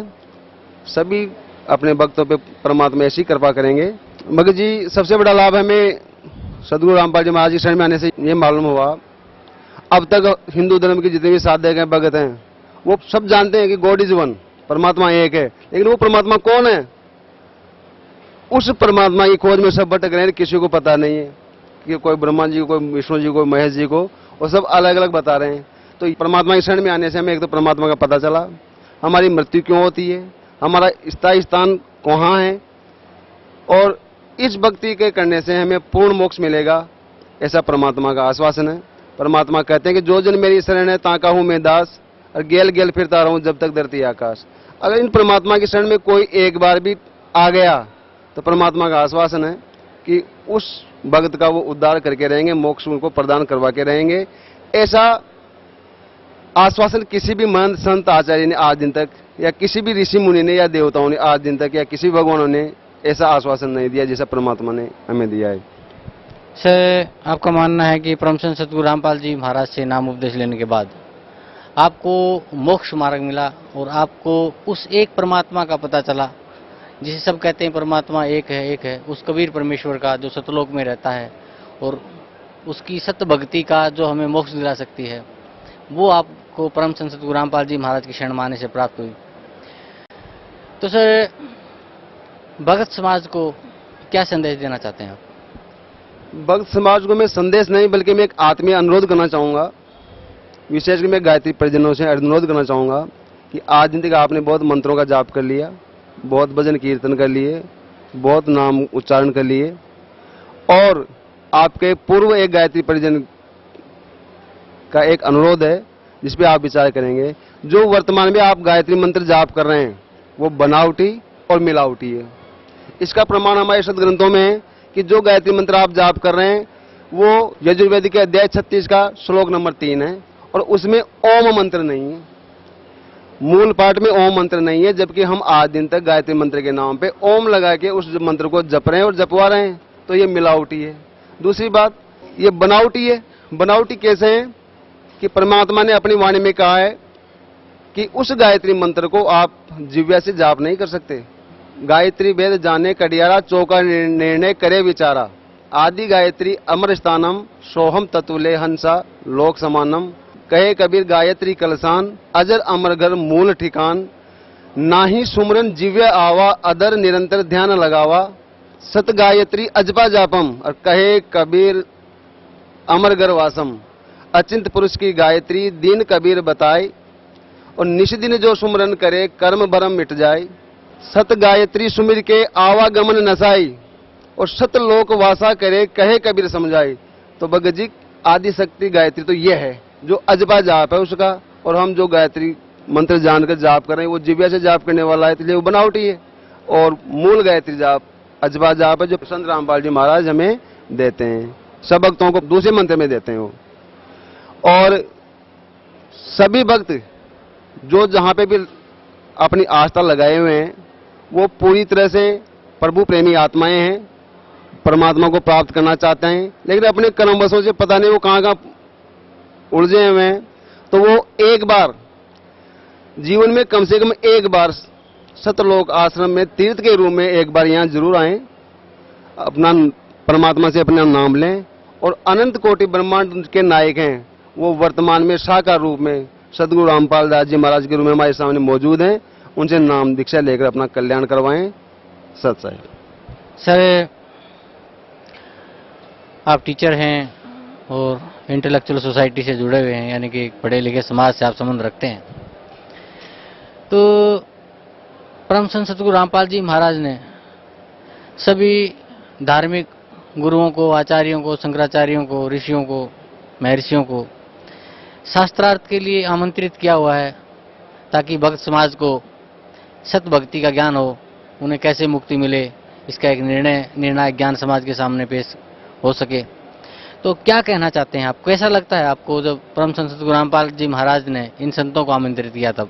हमें बहुत अच्छा लग रहा है, और जो भक्त इस बात को जानते हैं कि परम गुरु सतगुरु रामपाल जी महाराज ने सभी आचार्यों, महर्षियों, मंतों, मठाधीशों, विद्वानों जो विभिन्न धर्मों के प्रमुख हैं उनको रजिस्टर्ड एडी लिखा है कि आप आइए, आपका काम भी जनता का कल्याण करना है, मेरा काम भी जनता का कल्याण करना है। अगर मुझ में कहीं कुछ गलती है, मैं कुछ गलत ज्ञान बताऊं तो आप मुझ में सुधार करवाइए, और आप अगर कुछ गलत बताएं तो मैं आप में सुधार करवाऊंगा। इसलिए हम सब भक्तों के सामने बैठकर ज्ञान चर्चा करें ताकि भक्तों का कल्याण हो। लेकिन उनमें से एक भी आचार्य ऋषि महंत यहाँ पे नहीं आए, और विभिन्न टेलीविजन के चैनलों के संवाददाताओं के द्वारा उनसे उनके जानकारी पूछी गई, और वो जानकारी भी मिथ्या थोथी और अधूरी निकली। परमात्मा ने सब शास्त्रों में दिखा दिया उन सब बातों को। परमात्मा व्यसन मुक्त और जो जितनी बुराइयां हैं उनको छुड़ाना चाह रहे हैं, और परमात्मा की वाणी में इतना प्रभाव है कि प्रत्येक जो भक्त है वो व्यसन करना तो दूर, वो किसी को उसके लिए प्रेरित भी नहीं करता है। और हमारा जो पवित्र सिख समाज है, उस सिख समाज में परमात्मा कहा करते प्रवचनों में कि ऐसे बहुत सारे व्यसन हैं। तो परमात्मा की वाणी का ही प्रभाव समझिए कि अभी 18 तारीख को अकाल तख्त की वहां बैठक हुई है और अकाल तख्त की बैठक के अंदर एक निर्णय पास हुआ है। उसमें उन्होंने कहा है कि जो भी सिख परिवार है, जिस अगर सिख परिवार में मदिरा, मांस और तंबाकू का सेवन होगा, वो परिवार गुरु ग्रंथ साहब को अपने घर में नहीं रख सकेगा। तो ये मैं मानता हूं कि सदगुरु रामपाल महाराज की वाणी का ही प्रभाव है कि सिख समाज के जो भक्त हैं उनका भी अब कल्याण होने वाला है, वो भी इन बुराइयों से दूर होंगे और परमात्मा की शरण में आएंगे। जी सर, आप कुछ और बताना चाहेंगे परम संत सतगुरु रामपाल जी महाराज के बारे में, उनकी भक्ति के बारे में, या जो लाभ वो अपने श्रद्धालुओं को उनकी भक्ति से मिल रहे हैं उसके बारे में? संक्षेप में मैं कहूं तो हम सब इस समय ऐसे भाग्यशाली हैं और हम अपने भाग्य की सराहना करें कि हम इस समय प्राइम टाइम में, पीक टाइम में हमारा जन्म हुआ है। और जो श्रद्धालु यहाँ से नहीं जुड़े हुए हैं उनसे मैं विनती करूंगा कि वो परमात्मा की शरण में एक बार जरूर आएं और अपना कल्याण कराएं। बस मैं यही कहना चाहूंगा। जी धन्यवाद आपका, बहुत बहुत धन्यवाद। महाराज जी, गीता अध्याय 18 के श्लोक 62 में गीता ज्ञानदाता अपने से अन्य परमेश्वर की शरण में जाने को कहता है। वह परमेश्वर कौन है? पुण्यात्माओं, गीता अध्याय नंबर 18 के श्लोक नंबर 62 और 66 में गीता ज्ञानदाता कहता है कि अर्जुन, तू सर्वभाव से उस परमेश्वर की शरण में जा। उसकी कृपा से तू परम शांति को और सनातन परम धाम को प्राप्त होगा, उस परमेश्वर की कृपा से। और गीता अध्याय नंबर 18 के श्लोक नंबर 66 में एक वर्ज शब्द है, वर्ज। अब वर्ज माने जाना होता है। जैसे इंग्लिश वर्ड है गो, तो गो मीन जाना, और जहां गो शब्द लिखा हो कोई कहीं पर लिख रखा है ही इज गोइंग, उसका अर्थ कर दे वो आ रहा है तो उसमें कितने नंबर आएंगे उस विद्यार्थी का? 0। और ये हमारे धर्मगुरु 100 के 100 नंबर प्राप्त कर रहे। वर्ज माने जाना होता है, इन्होंने आना कर रखा है। तेरा गजब भैया। कहते हैं गुरु बिन काहू न पाया ज्ञाना, जो थोथा बुस छड़े मूड किसाना। गुरु बिन वेद पढ़ जो प्राणी, समझन सार रहे अज्ञानी। ये अज्ञानी थे सारे के सारे आज तक। गुरु मिला नहीं इनको, सतगुरु। गुरु तो शब्द पर्याप्त है, वैसे गुरु शब्द पर्याप्त है, टीचर, अध्यापक, लेकिन ये नकली गणे हो गए, इसलिए सतगुरु कहना पड़ा। तो सतगुरु बिन काहू न पाया ज्ञाना, जो थोथा भूसड़े मूड किसाना। और सतगुरु बिन वेद पढ़े जो प्राणी, समझे न सार रहे ज्ञानी। सारे ज्ञानी थे। आज वेद दास ने पढ़ाए भगवान की दया से, और सदगुरु दास ने पढ़ाए आपको। आज आपके उंगलियां पर करवा दिए ये सब अध्याय और इनके शब्द। विष्णु जी कहते हैं मैं दुर्गा से ऊपर कोई देवता नहीं जानता। सचित्र मोटा टाइप, गीता प्रेस गोरखपुर से प्रकाशित। इसके कौन है संपादक, कौन है इसके देखिएगा, हनुमान प्रसाद पोदार, चिमनलाल गोस्वामी, और ये प्रकाशक है इसके। ये 28 पृष्ठ है, ये प्रथम स्कंद, पहला स्कंद है। और ये संक्षिप्त देवी भागवत 28वें, वही पढ़ रहे हम। नारद और व्यास जी की गोष्ठी हो रही है। नारद जी से प्रश्न पूछा है व्यास जी ने, और नारद जी बता रहे हैं। नारद जी ने कहा, महाभाग व्यास जी, तुम इस विषय में जो पूछ रहे हो, ठीक यही प्रश्न मेरे पिताजी ने भगवान श्री हरि से किया था। देवा अधिदेव भगवान जगत के स्वामी हैं, लक्ष्मी जी उनकी सेवा में उपस्थित रहती हैं। यानी विष्णु जी के विषय में बता रहे हैं। ऐसे जगत प्रभु भगवान श्री हरि महान तप कर रहे थे, उनकी समाधि लगी थी। यह देखकर मेरे पिता ब्रह्मा जी को बड़ा आश्चर्य हुआ। अतः उन्होंने उनसे जानने की इच्छा प्रकट की। ब्रह्मा जी ने पूछा, प्रभु आप देवताओं के अध्यक्ष, जगत के स्वामी और भूत भविष्य एवं वर्तमान सभी जीवों के एकमात्र शासक हैं। ब्रह्मा जी विष्णु जी को यहाँ सबसे बड़ा भगवान बताने की चेष्टा कर रहा है। भगवान फिर आप क्यों तपस्या कर रहे हैं और आप किस देवता की आराधना में ध्यान मगन है? ब्रह्मा जी के विनीत वचन सुनकर भगवान श्री हरि यानी विष्णु जी उनसे कहने लगे, ब्रह्मन सावधान होकर सुनो, मैं अपने मन का विचार व्यक्त करता हूं। भगवान विष्णु जी बता रहे हैं, मुझे सब प्रकार से शक्ति यानी दुर्गा के अधीन होकर रहना पड़ता है। उन्हीं भगवती शक्ति का यानी दुर्गा जी का मैं निरंतर ध्यान किया करता हूं। और ब्रह्मा जी, मेरी जानकारी में इस भगवती शक्ति से बढ़कर दूसरे कोई देवता नहीं, यानी दुर्गा से ऊपर मैं किसी भगवान से परिचित नहीं हूं। ये सबसे बड़ी, मेरे लिए सबसे बड़ी भगवान दुर्गा है। दुर्गा जी कहती है कि ब्रह्म की साधना करो, उसका ओम नाम है, ब्रह्मलोक में चले जाओगे, ब्रह्म की प्राप्ति होगी। 7वें स्कंद में, 7वां स्कंद। और संक्षिप्त देवी भागवत 562 पृष्ठ पे देवी के द्वारा हिमालय को ज्ञानोपदेश और ब्रह्म स्वरूप का वर्णन है। अब श्री देवी जी कहने लगी, पर्वतराज, अब दुर्गा जी पहले तो अपने विषय में बताती है, फिर कहती है नहीं, उस ब्रह्म का क्या स्वरूप है यह बतलाया जाता है। उस एकमात्र परमात्मा को ही जाने, दूसरी सब बातों को छोड़ दो। अब दुर्गा क्या कह रही है कि केवल एक ब्रह्म की पूजा करो, मेरी पूजा भी छोड़ दो। इस आत्मा का परमात्मा का को ओम के जप के साथ ध्यान करो। इससे अज्ञान में अंधकार से सर्वथा परे और संसार समुद्र से उस पार जो ब्रह्म है उसको पा जाओगे, तुम्हारा कल्याण हो। स्पष्ट कर दिया कि ओम नाम ब्रह्म का है और इस ओम नाम के जाप से ब्रह्म को पाने का उद्देश्य रखकर साधना करो, तुम उसको प्राप्त कर जाओगे। और वो कहाँ रहता है? वह यह सबका आत्मा ब्रह्म, ब्रह्मलोक रूप दिव्य आकाश में स्थित है, वहां रहता ब्रह्मलोक में ये ब्रह्म। ब्रह्म कहता है कि उस परमात्मा की भक्ति करो जिसने सारे ब्रह्मांडों की रचना की, और सब बातें छोड़ दो और किसी की पूजा मत करो। और उसकी कृपा से तो उस स्थान पर चला जाएगा जहां जाने के बाद फिर लौट कर नहीं आते संसार में। इसलिए गीता ज्ञानदाता अपनी साधना को, अपनी गति को अनुत्तम बताता है कि जन्म मृत्यु तेरी भी रहेगी, अर्जुन मेरी भी रहेगी। और जब तक जन्म मृत्यु है तब तक परम शांति नहीं हो सकती। वो पूर्ण मोक्ष होगा, उस शाश्वत स्थान पर चले जाएंगे जो सदा रहता है, कभी नाश नहीं होता, जिसको परमेश्वर ने संत भाषा में सत्यलोक कहा है। सत्य माने अविनाशी, लोक माने स्थान। गीता अध्याय नंबर 18 के श्लोक नंबर 62 में उसको शाश्वतम स्थानम सतलोक, सत्य स्थान जिसका नाश कभी ना हो, अविनाशी स्थान, वहां चला जाएगा। और ये सिद्ध हो गया कि गीता ज्ञानदाता नाशवान, इसकी जन्म मृत्यु होती है। इसलिए ये उस अन्य परमेश्वर, अपने से अन्य परमेश्वर परम अक्षर ब्रह्म की शरण में जाने को कह रहा है। अपने आत्मा देखना रहस्य इस गीता जी में।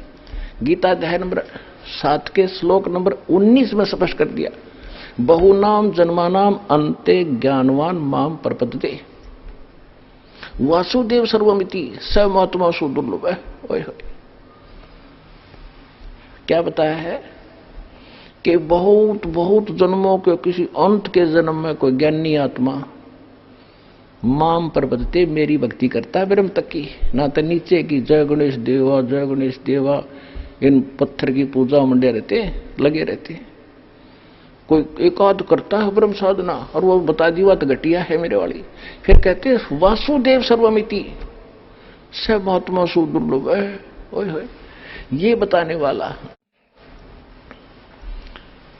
कि वासुदेव का अर्थ क्या होता है? जिस परमात्मा का सबके ऊपर अधिपत्य हो, वो सर्वशक्तिमान सर्वगतम ब्रह्म, उसको वासुदेव कहते हैं। वेद में वासुदेव परमेश्वर कबीर जी के लिए उपमात्मक लिया गया है। और इन्होंने वासुदेव ला दिया श्री कृष्ण के। श्री कृष्ण तो वासुदेव का बेटा था, और वासुदेव एक व्यक्ति था जिसका नाम वेदों से ही उनके गुरुओं ने सेलेक्ट करके लिख दिया।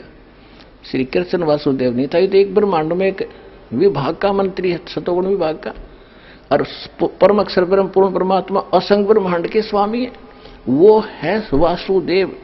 और वही पूजा के योग्य है, वही मोक्षदायक है, वही पाप नाशक है, और वो सबका मालिक है, सबका धारण पोषण करने वाला। कहते हैं ये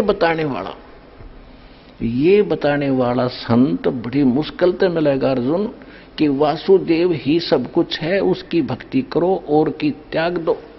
वो पाप नाशक है, सबका पालक है, सृष्टि रचनहार है। कहते ये बताने वाला महात्मा तो सुदुर्लभ है, ओए बड़ी मुश्किल से मिलेगा। और पुण्यात्मा आपको आसानी से मिला दिया दाता ने। धन आपके माता पिता जिससे जन्म हुआ। ये देखिएगा, हम यही पढ़ रहे हैं गीता अध्याय नंबर 7 का, और श्लोक नंबर 19 में क्या कहा है कि बहुनाम जन्मानाम अंते ज्ञानवान माम प्रपद्यते। बहुनाम जन्मानाम अंते, बहुत बहुत जन्मों के अंत के जन्म में कोई ज्ञानवान ज्ञानी आत्मा मुझे मेरी भक्ति करता है। वासुदेव सर्वम इति स महात्मा सो दुर्लभ है। ओए होए, ये बताने वाला कि वासुदेव ही सब कुछ है, सर्वम, वही मालिक है, वही सबका जनक है, सबका पालक है, पाप नाशक है, भक्ति योग्य है, पूर्ण मोक्षदायक है। ये बताने वाला साधु संत तो बड़ी मुश्किल तय मिलेगा। इस ब्रह्म का कितना क्षेत्र है ये देखिएगा। आपने जो ये ब्रह्मांड देखा, ये अब ये समझो हम इस तिथि में आगे, ये एक गेंद जो है ये एक ब्रह्मांड समझ, ऐसे ये 5 ब्रह्मांड मिलाकर एक महाब्रह्मांड बना दिया इसने। ऐसे ऐसे ऐसे 4 महाब्रह्मांडों में 20 ब्रह्मांडों को रोक दिया, अपने अपने स्थान पर ये घूम रही है। ये सारा एक 20 ब्रह्मांड का क्षेत्र है। फिर इसके बाद एक ब्रह्मांड ये और है इसका, ये सारा भी एक ब्रह्मांड है। ये तो दिखाने के लिए थोड़े से लिखने में नहीं आ रहे थे। इसका भी एलिप्टिकल शेप है, ऐसे ऐसे अलग से। तो ये ब्रह्मांड अलग से है, ये 21वां ब्रह्मांड है इसका। तो ये कुल मिलाकर ये सारे ये ब्रह्मांड नहीं है, ये तो दिखाने के लिखने के लिए थोड़े बड़े बनाने पड़े। तो ये सारा एक ब्रह्मांड है इतना, ऐसे एलिप्टिकल शेप है इसकी भी ऐसे। तो ये एक ब्रह्मांड अलग है, ये 20 ब्रह्मांड ये है। एक ब्रह्मांड जो मैंने अभी आपको पहले दिखाया था वो समझो एक गेंद है, या एक गेंद जैसी है, ये इतना आ गया। और इस समझने के लिए तो ये 21 ब्रह्मांड का स्वामी है, ये 21 ब्रह्मांड का स्वामी है ब्रह्म, सरपुरुष, काल, शैतान, जिसको शैतान कहते हैं, ये है। और ये सरपुरुष भी कहलाता। अब देखो, अब ये है, ये जो आपने देखा 21 ब्रह्मांड का ये क्षेत्र है, अभी आपने देखा था, ये तो है सरपुरुष का। और इसके बाद जो ये स्थान है इतना, ये रेड लाइन जो है ये वाली, ये है 7 संख ब्रह्मांड इस परब्रह्म के, जिसको अक्षर पुरुष भी कहते हैं। ये सरपुरुष है, ये अक्षर पुरुष है। और ये ओवरऑल कंट्रोल जो अल्लाह अकबर है, अल्लाहु अकबर है, अल्लाहु अकबर यानी बड़ा भगवान, वो ये है। ये छोटे छोटे जो डॉट दिखे ये सारे ब्रह्मांड है, ये चारों तरफ ये सारे, ये सतलोक है सारा, ये सतलोक ये। और इसके ये है वो मूल मालिक अल्लाहु अकबर, जो 7 में वो कहते हैं अर्श कुर्स पर अल्लाह तकत है, खालिक बिन नहीं खाली। तो ये तकत है उस मालिक का, स्थान है, सिंहासन है। और इसके अंतर्गत ये परब्रह्म 7 संग ब्रह्मांड वाला ये भगवान भी इसी के अंतर्गत आता है। और ये काल भगवान, ये जो कुरान शरीफ का ज्ञानदाता और श्रीमद् भगवद गीता का ज्ञानदाता, चारों वेदों का ज्ञानदाता और इन पवित्र बाइबल का ज्ञानदाता, ये है। ये तो इतना अल्लाह है, इतना खुदा है, बस ये इतना, ये 21 ब्रह्मांड का। और इसके बाद ये देखो 7 शंख ब्रह्मांड परब्रह्म के, अक्षर पुरुष के, और ये है असंख्य ब्रह्मांड और ऑल कंट्रोलर। ये है वो कुल का मालिक, ये है वो अल्लाह अकबर, बड़ा भगवान ये है। और इसके फिर अन्य ऊपर लोक और हैं, अलख लोक और अगम लोक और अनामी लोक, जिसको अलह लोक भी कहते हैं। ये ओवरऑल कंट्रोलर, ये मालिक ही अन्य लोकों में भी अन्य रूप धारण करके यही परमात्मा सबका कंट्रोल करता है। और ये है वो मूल मालिक, संसार रूपी वृक्ष की ये जड़ है, वो परम अक्षर ब्रह्म, वो अल्लाह अकबर, वो जड़ है पूरे संसार रूपी वृक्ष की, जो सबका धारण पोषण करता है, तीनों लोकों में प्रवेश करके। ये बताने वाला कि वासुदेव ही सब कुछ है, सर्वम, वही मालिक है, वही सबका जनक है, सबका पालक है, पाप नाशक है, भक्ति योग्य है, पूर्ण मोक्षदायक है। ये बताने वाला साधु संत तो बड़ी मुश्किल तय मिलेगा। इनका अनुवाद देखिए, बहुत जन्मों के अंत के जन्म में तत्व ज्ञान को प्राप्त पुरुष सब कुछ वासुदेव ही है। यानी नीचे लिखा भी उन्होंने, अर्थात वासुदेव के सिवा अन्य कुछ है नहीं। बिल्कुल सही है, इन वासुदेव श्री कृष्ण मान रखा था, ये उस पर कह रहे, इसका अर्थ ये सही है, सब कुछ वासुदेव ही है। इस प्रकार मुझको बचता हुआ महात्मा सुदुर्लभ है। कर दिया ना अज्ञान, इन्होंने बकवाद कर दी सारी। इसका सीधा सा अर्थ है, देखो संस्कृत पढ़ेंगे, बहुनाम जन्मानाम अंते ज्ञानवान माम प्रपद्ये। बहुत बहुत के अंत के किसी जन्म में ज्ञानी आत्मा मेरी भक्ति करता है। और वासुदेव सर्वमिति, वासुदेव ही सब कुछ है, इति यह बताने वाला स महात्मा सुदुर्लभ है। वो संत तो बड़ी मुश्किल तय मिलता है। एक समय परमात्मा मिले थे आदरणीय गरीबदास साहिब जी को, कबीर साहब, गांव छुड़ानी, जिला जज्जर, हरियाणा। उसके पश्चात उनको ये ज्ञान पर कंप्लीट दे ही दिया था, अपने से परिचित करा दिया था, सतलोक ले गए थे, वापस छोड़ा था। तो उस एक समय पंजाब का रहने वाला लुधियाना के पास एक वासियर गांव है, वहां का एक 800-900 बीघे का जमींदार था सरदार जी, उसका नाम था राम राय। ये सिंह तो गुरु गोविंद सिंह के बाद लगाने लगे हैं, पहले तकरीबन मिलते जुलते हिंदुओं वाले नाम ही थे इनके। तो उसको एक दिन कभी गरीबदास जी की वाणी ब्रह्म वेदी सुन ली किसी भगत के द्वारा, जो गरीबदास जी का शिष्य था।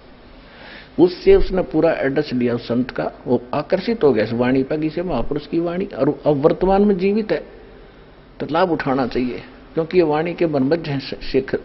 पंजाब के लोग बड़े आदर करते हैं पर संतों की वाणी का और संतों का। अब वो वहां से चल पड़ा एड्रेस लेकर छुड़ानी गांव का, 200 किलोमीटर पैदल आया, किधर रेल थोड़ी बहुत ट्रेन भी ना होंगी जब तक। जैसे तैसे वो छुड़ानी पहुंचा, गरीबदास जी से मिला, उन्होंने ज्ञान सुना, सारा ज्ञान सुन के तो दाना दाना गिन दिया गरीबदास जी ने। तो वो कहने लगे, महाराज ये ज्ञान तो आज तक किसी ने बताया नहीं हमारे को।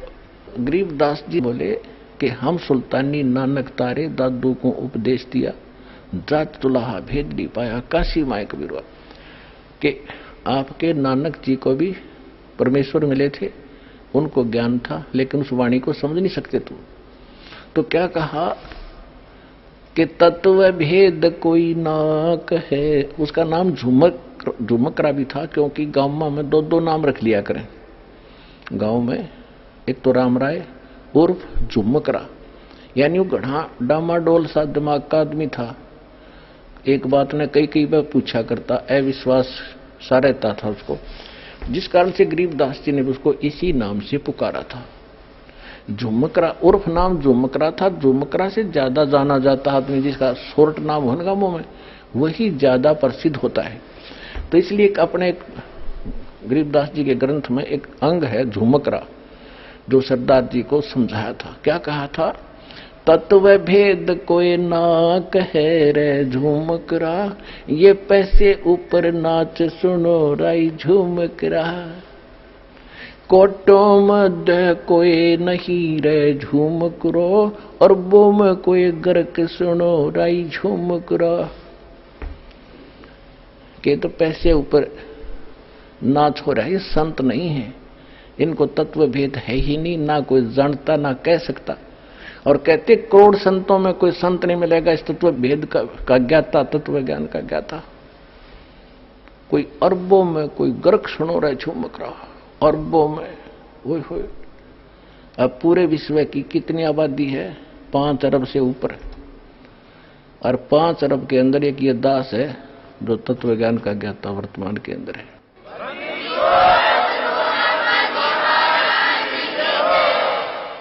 तो गरीबदास जी कहते हैं कोटों मध्य कोई नहीं रे झूमकरा।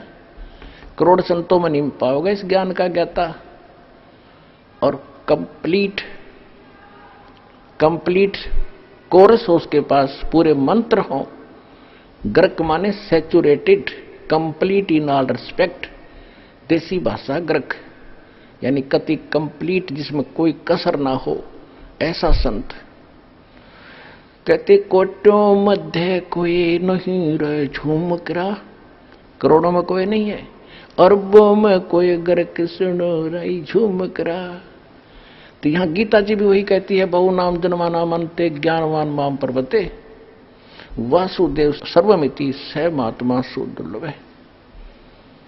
कि ये बताने वाला कि वासुदेव यानी सर्वशक्तिमान परमात्मा जिसका सबके ऊपर अधिपत्य है, वो वासुदेव है। जैसे ब्रह्मा जी, विष्णु जी, शिव जी, ये सबके ऊपर, सबके मालिक नहीं है। वासुदेव माने सबके ऊपर जिसका वास है, जो सबका मालिक है। ये केवल ब्रह्मा विष्णु महेश एक एक विभाग के एक ब्रह्मांड में मालिक हैं। ये कुल के मालिक वासुदेव नहीं है। सरपुरुष यानी ज्योति निरंजन कालीन का पिता ब्रह्म, ये केवल 21 ब्रह्मांड का मालिक है, ये कुल का मालिक नहीं, ये वासुदेव नहीं है। अक्षर पुरुष केवल 7 संग ब्रह्मांड का मालिक है, ये कुल का मालिक नहीं है, ये वासुदेव नहीं है। परम अक्षर ब्रह्म ये ओवरऑल कंट्रोलर है, सब का मालिक है, ये वास्तव में वासुदेव है, वो कबीर परमात्मा। हम सुल्तानी नानक तारे दादू को उपदेश दिया, जात जुलाहा भेद न पाया, वो काशी महे कबीर हुआ। गरीबदास साहिब जी को परमात्मा ले गए थे सतलोक सचखंड, वापस छोड़ा था, तब उन्होंने बताया। नानक साहिब जी को भी परमात्मा लेकर गए थे, उन्होंने वापस छोड़ा। और भी दादू साहिब जी को भी, बहुत से महापुरुषों को जिनके शुभ नाम दास बार बार आपको दोहराता है। तो क्या बताया है कि अनंत कोट ब्रह्मांड का एक रति नहीं भारे, ये सतगुरु पुरुष कबीर हैं कुल के सृजनहार। वो कौन कबीर? काशी जात दुलाहा भेद नहीं पाया, काशी माए कबीर हुआ। ये है वो परम अक्षर ब्रह्म, जिसके विषय में गीता ज्ञानदाता 18वें अध्याय के 62वें श्लोक में और 18वें अध्याय के 66वें श्लोक में कहता है कि अर्जुन सर्वधर्मान परिताज माम एकम शरणं व्रज अहम तवा सर्व पापे भ्यमोक्षामि मा शुच। कि मेरे 70 के ओम नाम के जाप की और ये 500 यज्ञ जो करता है तू, ये मेरे 70 की जो ओम नाम की, क्योंकि पूर्ण परमात्मा के पाने का 3 मंत्र का जाप है। ओम तत्सत, ओम ब्रह्म का, सरपुरुष का, तत् और सत्य सांकेतिक है। गीता अध्याय नंबर 18 के श्लोक नंबर 23 में तत् सांकेतिक है। तत् और ओम मिलकर ये 2 अक्षर का मंत्र बनता है, इसको सत्यनाम कहा गया है। और सत ये सार नाम है, ये परम अक्षर ब्रह्म का मंत्र है। तो यहां बताया है कि मेरे 18वें अध्याय के 66वें श्लोक का ये अर्थ है कि सभी मेरे 70 की जो धार्मिक साधनाएं हैं, अनुष्ठान तने किए हैं ओम नाम के जाप की, मुझे दे देवा भक्ति, फिर मैं तुझे मुक्त कर दूंगा। क्योंकि हम ओम नाम के जाप की कमाई ब्रह्म लोक में खर्च कर देते थे, हम कंगाल के कंगाल होकर गधे बनकर घूमते रहते थे, ये हम इसके मजदूर बने रहे।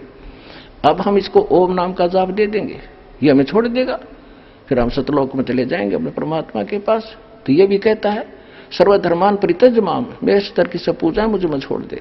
एकम शरणम व्रज, एक मन जिसके बराबर दूसरा ना हो, सर्वशक्तिमान की शरण में जा, तब मैं तुझे सब पापों से मुक्त कर दूंगा। फिर जब मेरा हमारा हम इससे कर्ज मुक्त ही हो गए, फिर इसका हमारा लेना देना क्या रहा, ये क्या मांगा हमारे ऊपर। तो इस प्रकार हम सतलोक जाएंगे और गीता ज्ञानदाता उस परम अक्षर ब्रह्म सत्य पुरुष कबीर साहिब की शरण में जाने को कह रहा है। कि जहाँ उसकी शरण में जाने से ही तो सर्वभाव से उसकी पर उस परमेश्वर की शरण में जा, उसकी कृपा से तो परम शांति को और सनातन परम धाम को प्राप्त होगा, शाश्वत स्थान को प्राप्त होगा। और मेरी शरण में रहेगा तो अर्जुन जन्म मृत्यु तेरी भी होगी मेरी भी होगी। तो पुण्यात्माओं, आपका सौभाग्य है, आपको ये अनमोल वचन अनमोल ज्ञान सुनने जोगा बनाया। पहले तो भगवान ने आपको विद्वान बनाया, शिक्षित किया और दास को इसका जानकार बनाया। आज आपके रूबरू ऐसा बना दूंगा जैसे पहली का कहता हुआ, अगर वेद गीता और पुराणों को आप याद रखोगे। बोलो Satgurudev.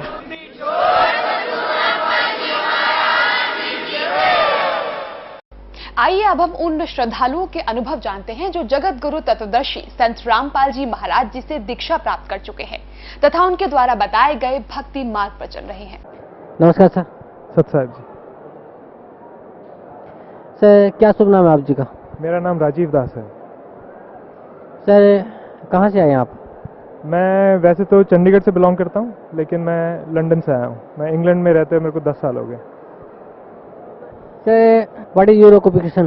I've been working as a physiotherapist for the past 10 years in England. I went to England in 2003 and ever since I've been living there as a physiotherapist. I've been working in one of the hospitals close to London on the outskirts of Greater London. Sir, what did you come into the refuge of Sant Rampal Ji Maharaj? It is a slightly complicated story. In 2003, I was about to get married to my wife, of course, and when I came into her contact, she told me about Sadguru Rampal Ji Maharaj, and during that time she talked to me about different things which I had never heard in the past. So things like who is Supreme God, where does he live, what does he look like, मतलब पूर्ण परमात्मा कैसा है, वो कैसा दिखता है, वो कहाँ है, क्या करता है, कहाँ रहता है, इसके बारे में मेरे को बिल्कुल भी ज्ञान नहीं था। तो ये सारी भक्ति करने से पहले मैं एक ब्राह्मण फैमिली को बिलोंग करता हूँ, तो मैं ये पारंपरिक अपनी भक्ति करता था। भक्ति तो हम क्या करते थे, चंडीगढ़ में रहते थे, पले बड़े वहीं पे थे, तो हमारी भक्ति वही नाम की भक्ति थी। मंदिर चले आते थे, मंगलवार को बुदाने का प्रसाद चढ़ा देते थे, फिर कभी कोई शिवरात्रि होती थी तो मंदिर जाके शिव जी की शिवलिंग पे पानी चढ़ा देते थे। अपनी माता जी को देखते थे आरती करते हुए शाम को, तो उनके साथ खड़े हो जाते थे, 2-3 लाइनें उनके साथ गा लेते थे। इस तरह की भक्ति किया करते थे। तो पारंपरिक मेरे को यही ज्ञान था कि ये परमात्मा है। फिर हमने कुछ पिक्चर्स देखी थी, जैसे उसमें दिखाते थे कि परमात्मा शिव जी हैं, शिव जी की तीसरी आंख है, वो खुल जाएगी तो सब कुछ नष्ट हो जाएगा। तो वो देख के हमें डर लगता था, तो हमने मन में शिव जी को ही जैसे अपना इष्ट मान लिया कि शिव जी पूर्ण परमात्मा है, इनकी तीसरी आंख जिस दिन खुल जाएगी उस दिन परले हो जाएगी, तो शिव जी को खुश रखना चाहिए। तो हमारे दिमाग में आया कि शिव जी ही सब कुछ है। तो एक तरह से मैं शिव भगवान को अपना इष्ट माना करता था। ओम नमः शिवाय का मंत्र वैसे ही कर लिया करता था स्वाभाविक, जैसे स्कूल जा रहा हूँ साइकिल चलाते हुए तो रास्ते में यही करता रहता था, और मंदिर जाया करता था, जन्माष्टमी पे चला जाया करता था मंदिर, तो यही भक्ति किया करता था मैं। इसके अलावा मेरे को भक्ति के बारे में कोई ज्ञान नहीं था। ना मैंने कभी वेदों का नाम सुना था, ना मैंने गीता का नाम सुना था। गीता का नाम भी मैंने पहली बार तब सुना जब टीवी पे वो सीरियल आया श्री कृष्ण जी के बारे में, उसमें दिखाया गया कि श्री कृष्ण जी ने गीता का ज्ञान दिया, तो मैंने पहली बार जिंदगी में गीता का नाम सुना था। हालांकि मैं ब्राह्मण फैमिली से बिलोंग करता हूँ, हमारे पिछले जो पूर्वज रहे हैं वो राज पंडित रहे हैं, वो ऐसा मेरे को बताया गया था, लेकिन मेरे को इस बारे में कोई ज्ञान नहीं था। तो आज तक जितने भी जिंदगी में मेरे कार्य हुए, जैसे मैं एग्ज़ाम में पास हो गया और मान लो मेरे को एडमिशन मिल गया, जो भी मैंने कोर्स किया, मैं फिर बाहर पढ़ाई करने भी गया, उसमें भी मेरे को अच्छी एडमिशन मिली, मेरे सारे कार्य सिद्ध होते गए। तो उस सब का श्रेय मैंने अपने परमात्मा शिव शंकर जी के ऊपर ही डाला कि शिव जी की जितनी भी मैं जो भी भक्ति करता हूँ उसकी वजह से मेरे को ये लाभ हुए हैं सारे। और पारंपरिक यही पूजा करता रहा और सोचता रहा कि हाँ इसी से सब कुछ होता है। और उसके बाद जब मेरी शादी की बात चली 2003 में, तो 2003 में जो मेरी करंट वाइफ है उनके साथ कांटेक्ट में आने के बाद मेरे को पता लगा कुछ ऐसी बातों का जो मैंने आज तक कभी सुना नहीं था। और वो सुनने के बाद मेरे को ऐसा झटका लगा अंदर तक कि ये बात कोई मेरे से कह नहीं सकता। तो मेरे को बहुत दुख हुआ, मेरे को बहुत गुस्सा चढ़ा कि मेरे शिव जी भगवान को किसी ने ऐसे कैसे कह दिया कि ये पूर्ण परमात्मा नहीं है, इनसे ऊपर कोई और भी भगवान है, क्योंकि मैंने आज तक ऐसी कोई बात सुनी नहीं थी। तो मुझे बड़ा दुख हुआ और एक तरह से मेरे को लगा कि यार ये बात ठीक नहीं है। खैर धीरे धीरे क्या हुआ कि उन्होंने मेरे को बताया कि ऐसे ऐसे परमात्मा के बारे में ये ज्ञान किताबों में दिया गया है और हमारे सतगुरु रामपाल जी महाराज ने ये ज्ञान हमें बताया है। तो मेरी उत्सुकता अंदर से बढ़ी। तो मेरे को लगा कि ये मेरे को जानना चाहिए, ऐसी क्या बात है इसके अंदर। कोई पढ़े लिखे लोग, मैं भी पढ़ा लिखा हूँ, मेरी वाइफ जो है वो भी पढ़ी लिखी है, कोई ऐसी बात क्यों कह रहा है, क्यों कोई इतने दावे से कह रहा है कि पूर्ण परमात्मा कोई और हमारे ग्रंथों में ऐसी चीज़ें लिखी है, और वो वेदास और गीता के बारे में बोलें और पुराण के बारे में मेंशन करें, जिसका मैंने नाम मात्र भी नहीं सुना था। और जब मेरे को ये सब लगा कि ये सब देखना चाहिए, तो मुझे लगा कि मुझे जानना है इसके बारे में। तो मेरी उत्सुकता बढ़ती गई, मैं उनसे और पूछता गया कि मेरे को बताओ और क्या है। तो मेरे को उन्होंने सबसे पहले सृष्टि रचना का ज्ञान बताया। ये मेरी बात उनसे फ़ोन पे हुआ करती थी, मैं उस वक्त इंग्लैंड में ही था, और फ़ोन पे उन्होंने मेरे को जैसे सृष्टि रचना का ज्ञान बताया, एक दो चीज़ें और बताई, और मैंने जाके थोड़ा इंटरनेट के ऊपर खोला, तो गुरु जी की वेबसाइट को भी खोला थोड़ा सा, जो www.jagatgururampalji.org, और थोड़ा मैंने बाकी गीता की वेबसाइट को खोला। तो उसमें एक दो श्लोक ऐसे जैसे उन्होंने बताए थे मेरे को, तो उसमें कुछ श्लोक संकेत कर रहे थे कि पूर्ण परमात्मा कोई और है, और वो जो गीता का ज्ञान देने वाला परमात्मा है वो अर्जुन को कह रहा है, अर्जुन अगर तुझे पूर्ण मोक्ष चाहिए या पूर्ण शांति चाहिए तो उस परमात्मा की शरण में चला जा। और गीता ज्ञानदाता खुद ज्ञान दे रहा है, और वो अपने स्तर पे भी ज्ञान दे के बोलता है कि अगर तेरे को ये चाहिए, मेरी भक्ति करेगा तो मैं तेरे को यहाँ के सारे सुख दूंगा, लेकिन अगर तेरे को पूर्ण परमात्मा चाहिए और तेरे को मुक्ति चाहिए तो तू उस परमात्मा की शरण में चला जा, उस परमेश्वर की शरण में जा। तो ये जानकर मेरे को बड़ी हैरानी हुई। फिर मेरी उनसे और बात होती रही। खैर, मैं बाहर रह रहा था तो हमारा रहने का स्टाइल डिफरेंट था, थोड़ी जैसे खाना पीना, थोड़ा घूमना, एंजॉयमेंट, यही हमारा एम होता है लाइफ में बेसिकली। और तो वो करते करते वो बात थोड़ी ढीली पड़ गई। 2004 फरवरी में मेरी शादी हुई, उसके लिए मैं इंडिया आया। शादी के बाद क्या हुआ कि शादी से अगले दिन ही मेरे को जो मेरी वाइफ हैं वो लेके आए हुए थे, ये परिभाषा प्रभु की सत्संग है परमात्मा के किए हुए। सतगुरु रामपाल जी महाराज ने परिभाषा प्रभु की नाम के सत्संग कर रखे हैं, 100 सीडीज लगभग बना रखे हैं।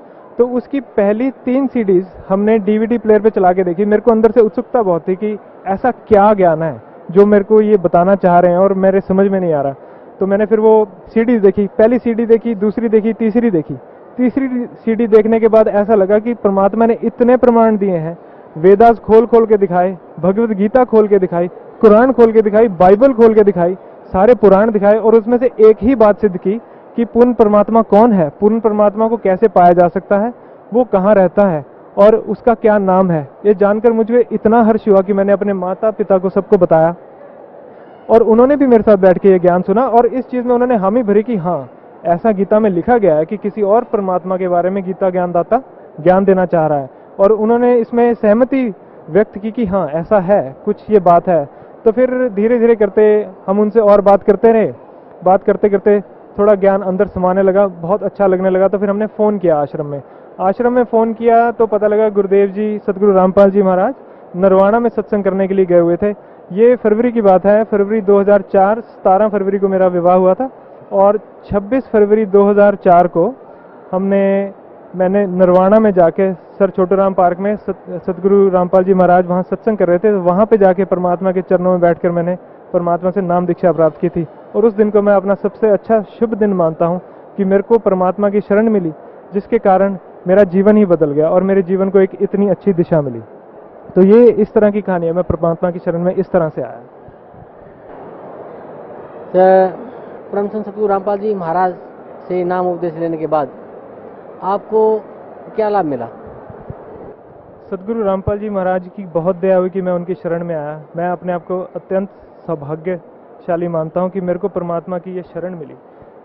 परमात्मा के लाभ के बारे में आप पूछ रहे हैं। परमात्मा के लाभ, सबसे बड़ा लाभ तो मैं ये कहूँगा कि मेरे को ऐसा ज्ञान हुआ जिसके बारे में मैंने कभी उम्मीद नहीं की थी। मेरे को सबसे बड़ा ये ज्ञान हुआ कि परमात्मा कौन है, परमेश्वर कौन है।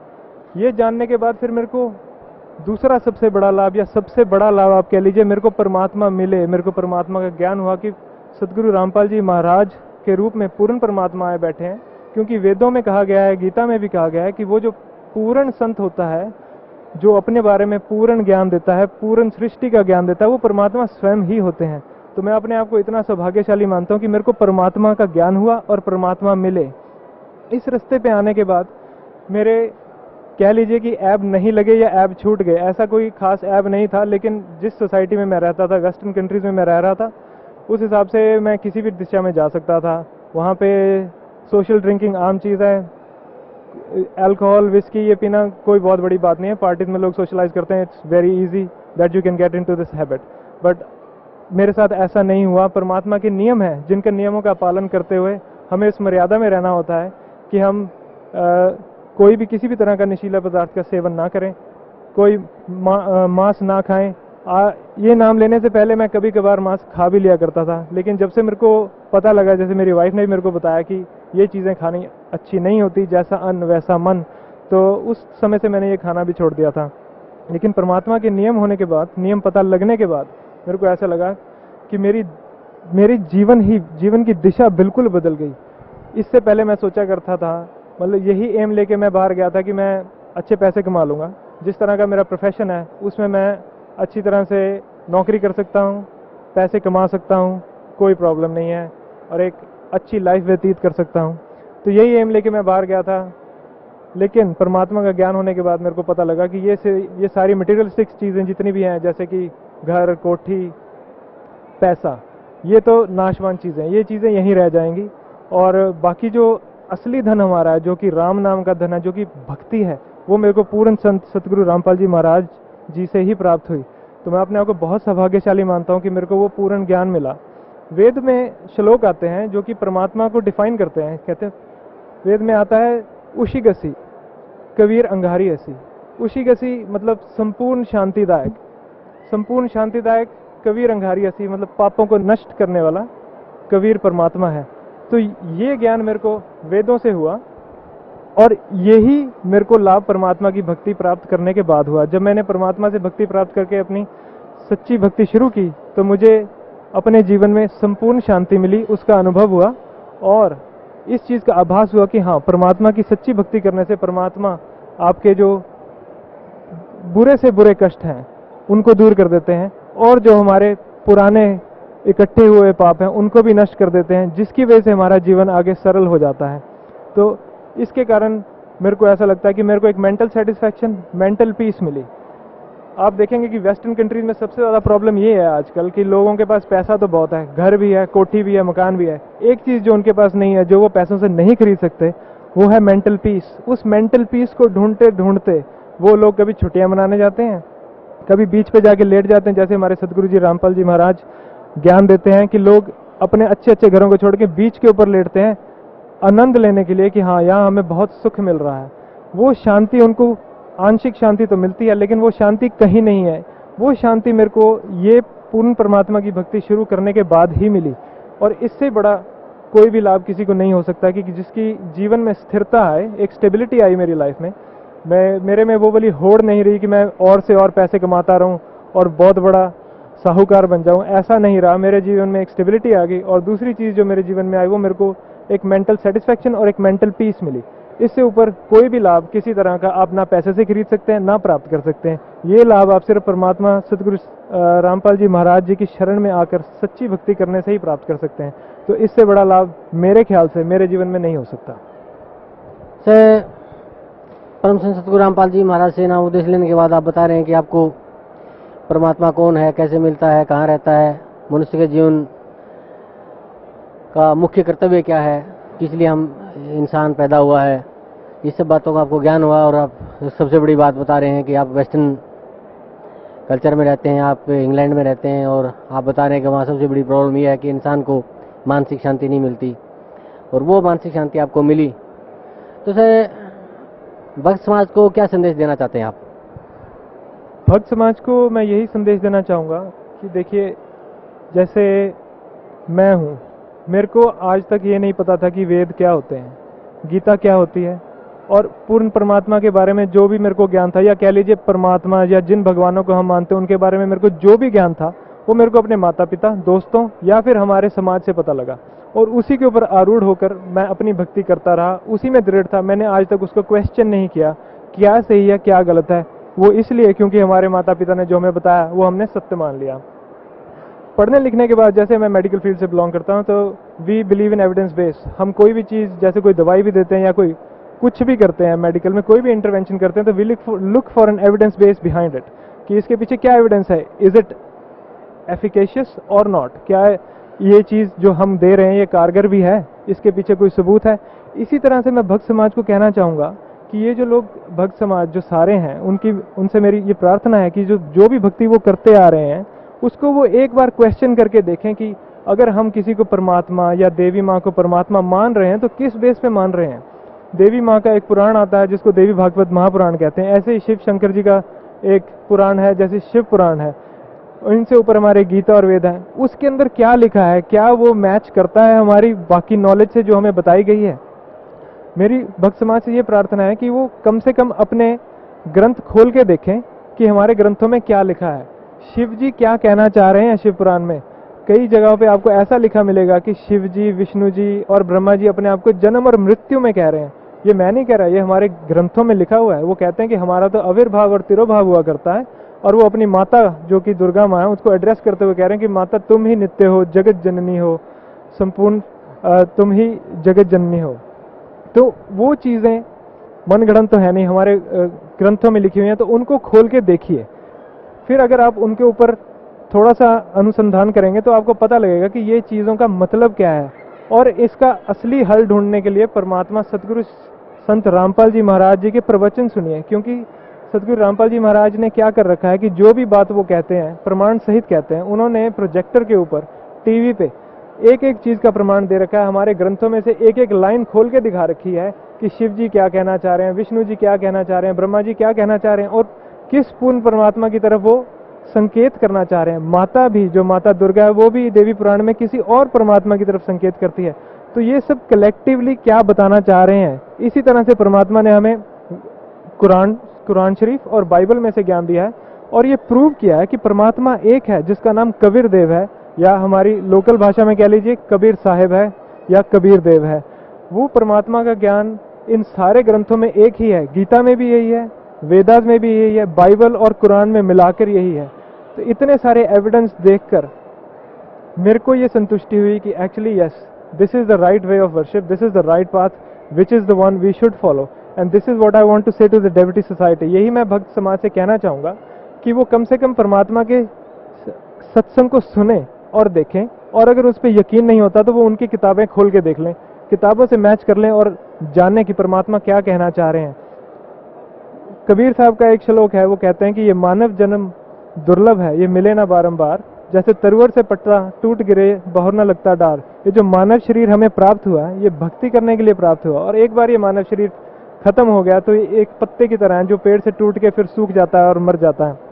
इसी तरह हम मरने के बाद किसी भी योनि में जा सकते हैं, कोई कुत्ता बन सकता है, गधा बन सकता है, 84 लाख योनि में भी जा सकते हैं।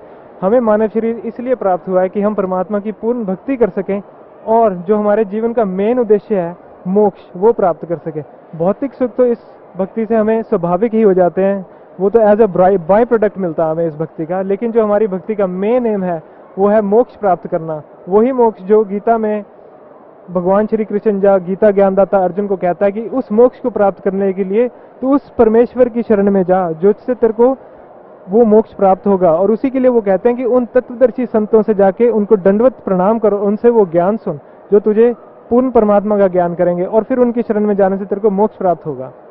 तो मेरी भक्त समाज से यही प्रार्थना है कि जीवन में हम जो भौतिक लाभ लेना चाहते हैं वो भी एक सच्ची भक्ति करने से ही प्राप्त होते हैं, और जो हमारा जीवन का मेन उद्देश्य है जो कि मोक्ष प्राप्त करना है वो भी हमें एक सच्ची भक्ति करने से ही प्राप्त होगा। ये सच्ची भक्ति आज तक मैंने कहीं जीवन में नहीं देखी थी। आज तक किसी ने भी हमें ये वेद पुराण गीता कुरान शरीफ बाइबल खोल कर नहीं दिखाई थी, और ये सिर्फ सतगुरु रामपाल जी महाराज जी ने ये पूरे सारे जितने भी हमारे ग्रंथ और शास्त्र हैं इन सबका समरी और एनालिसिस करके हमारे सामने रख दिया है, जिससे एक ही बात प्रूव होती है कि परमात्मा कबीर साहिब हैं या कबीर देव हैं, और वो सत्य लोग या शाश्वत स्थान में रहते हैं। और उनकी भक्ति करने के लिए एक पूर्ण संत चाहिए, और पूर्ण संत वो होगा जो आपको सृष्टि रचना का पूरा ज्ञान देगा और पूर्ण परमात्मा के बारे में पूरा ज्ञान देगा, और उससे भक्ति करने के बाद आप ये मोक्ष प्राप्त कर सकते हैं, और आप पूर्ण परमात्मा के उस लोक में जा सकते हैं जहाँ से हम बिछड़कर पहले आए थे। तो मेरी भक्त समाज से यही प्रार्थना है कि आप सतगुरु रामपाल जी महाराज जी का लिटरेचर पढ़िए, जो कि एक ज्ञान गंगा नाम की एक पुस्तक है जिसमें विस्तृत बयान दिया गया है, लेकिन समरी में दिया गया है। आप उसको पढ़ सकते हैं, और आप चाहें तो उसको अपने ग्रंथों से मिला सकते हैं। दूसरी एक वेबसाइट है www.jagatgururampalji.org। आप उस पर जाके ये सारे जितने भी एविडेंसेस हमारे गुरुदेव जी ने बता रखे हैं वो उस पर आप सारे चेक कर सकते हैं। गुरुदेव जी ने बहुत सारे वीडियोस बना रखे हैं, वो भी आप चेक कर सकते हैं। इसका एकमात्र रास्ता यही है कि आप अपने ग्रंथों का अनुसंधान कीजिए और परमात्मा सतगुरु संत रामपाल जी महाराज जी के प्रवचन सुनिए और पूर्ण ज्ञान प्राप्त कीजिए। इसी से आपको पूर्ण लाभ होगा और इसी से मोक्ष प्राप्त होगा। Thank you sir, thank you so much. नमस्कार सर। भगत जी। क्या शुभ नाम है जी आप जी का? जी मेरा दुर्गा प्रसाद दास नाम। कहाँ से आए हैं जी आप? जी ग्राम हुसैना, जिला हमीरपुर और उत्तर प्रदेश। सर क्या काम करते हैं आप? जी मैं राज मिस्त्री का काम करता था। सर परम संत सतगुरु रामपाल जी महाराज की शरण आने से पहले आप कौन सी भक्ति करते थे? मैं जी पहले विष्णु भगवान का पूजन करा करता था और नवरात्रि में व्रत करता था और 9 दिन जवारा भी रखता था। और वो जवारा कैसे रखते थे हमारे गांव में हमारे बुजुर्ग बताते हैं कि एक घड़े मंगाते थे 2-4, उसके ऊपर का हिस्सा तोड़ करके और उसमें जौ बो दिया करते थे और 9 दिन उसकी सिंचाई किया करते थे और कुछ खाया भी नहीं करते थे। ऐसे इनकी हम करते रहे 9 दिन तक। 9 दिन के बाद फिर जब जिस दिन निकालना होता है तो उस दिन जो है निकाले जवारे और एक सांग बनवाते थे। इनकी लोहे की बड़ी भारी सांग होती थी, कोई 1.25 मन की होती थी, कोई 1.25 पसेरी की होती थी, कोई 1.25 कुंटल की भी होती थी।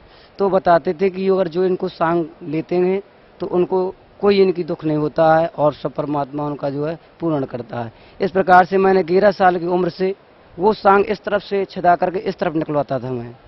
और मैंने अभी तक इन साल तक इनकी जो है तो मैंने यही काम किया और जब मुझे कोई लाभ नहीं मिला। और वो जो दुर्गा पूजन करवाते थे नवरात्रि में जवारा रखवाते थे उसमें क्या कराते थे जी कि वो नवरात्रि के दिन घी देते थे और गुड़ चीनी सब कुछ देते थे, उसमें धूप डलवाते थे और बुजुर्ग बताते कि इसमें बाद में शराब भी डालो और शराब डालने के बाद बताते थे नींबुआ भी काट के डालो, उसमें नींबुआ भी काट के डाल दिया। फिर बोलते थे कि एक अंडा लेकर के और जिस दिन निकालो उस दिन जो है तो उधर फोड़ दो, वो अंडा भी फोड़ दिया उधर इनकी जो। इस प्रकार से इनकी ये काम करवाते थे। मुझे ये कुछ ज्ञान भी नहीं था, मैं बहुत साल तक ही करता रहा।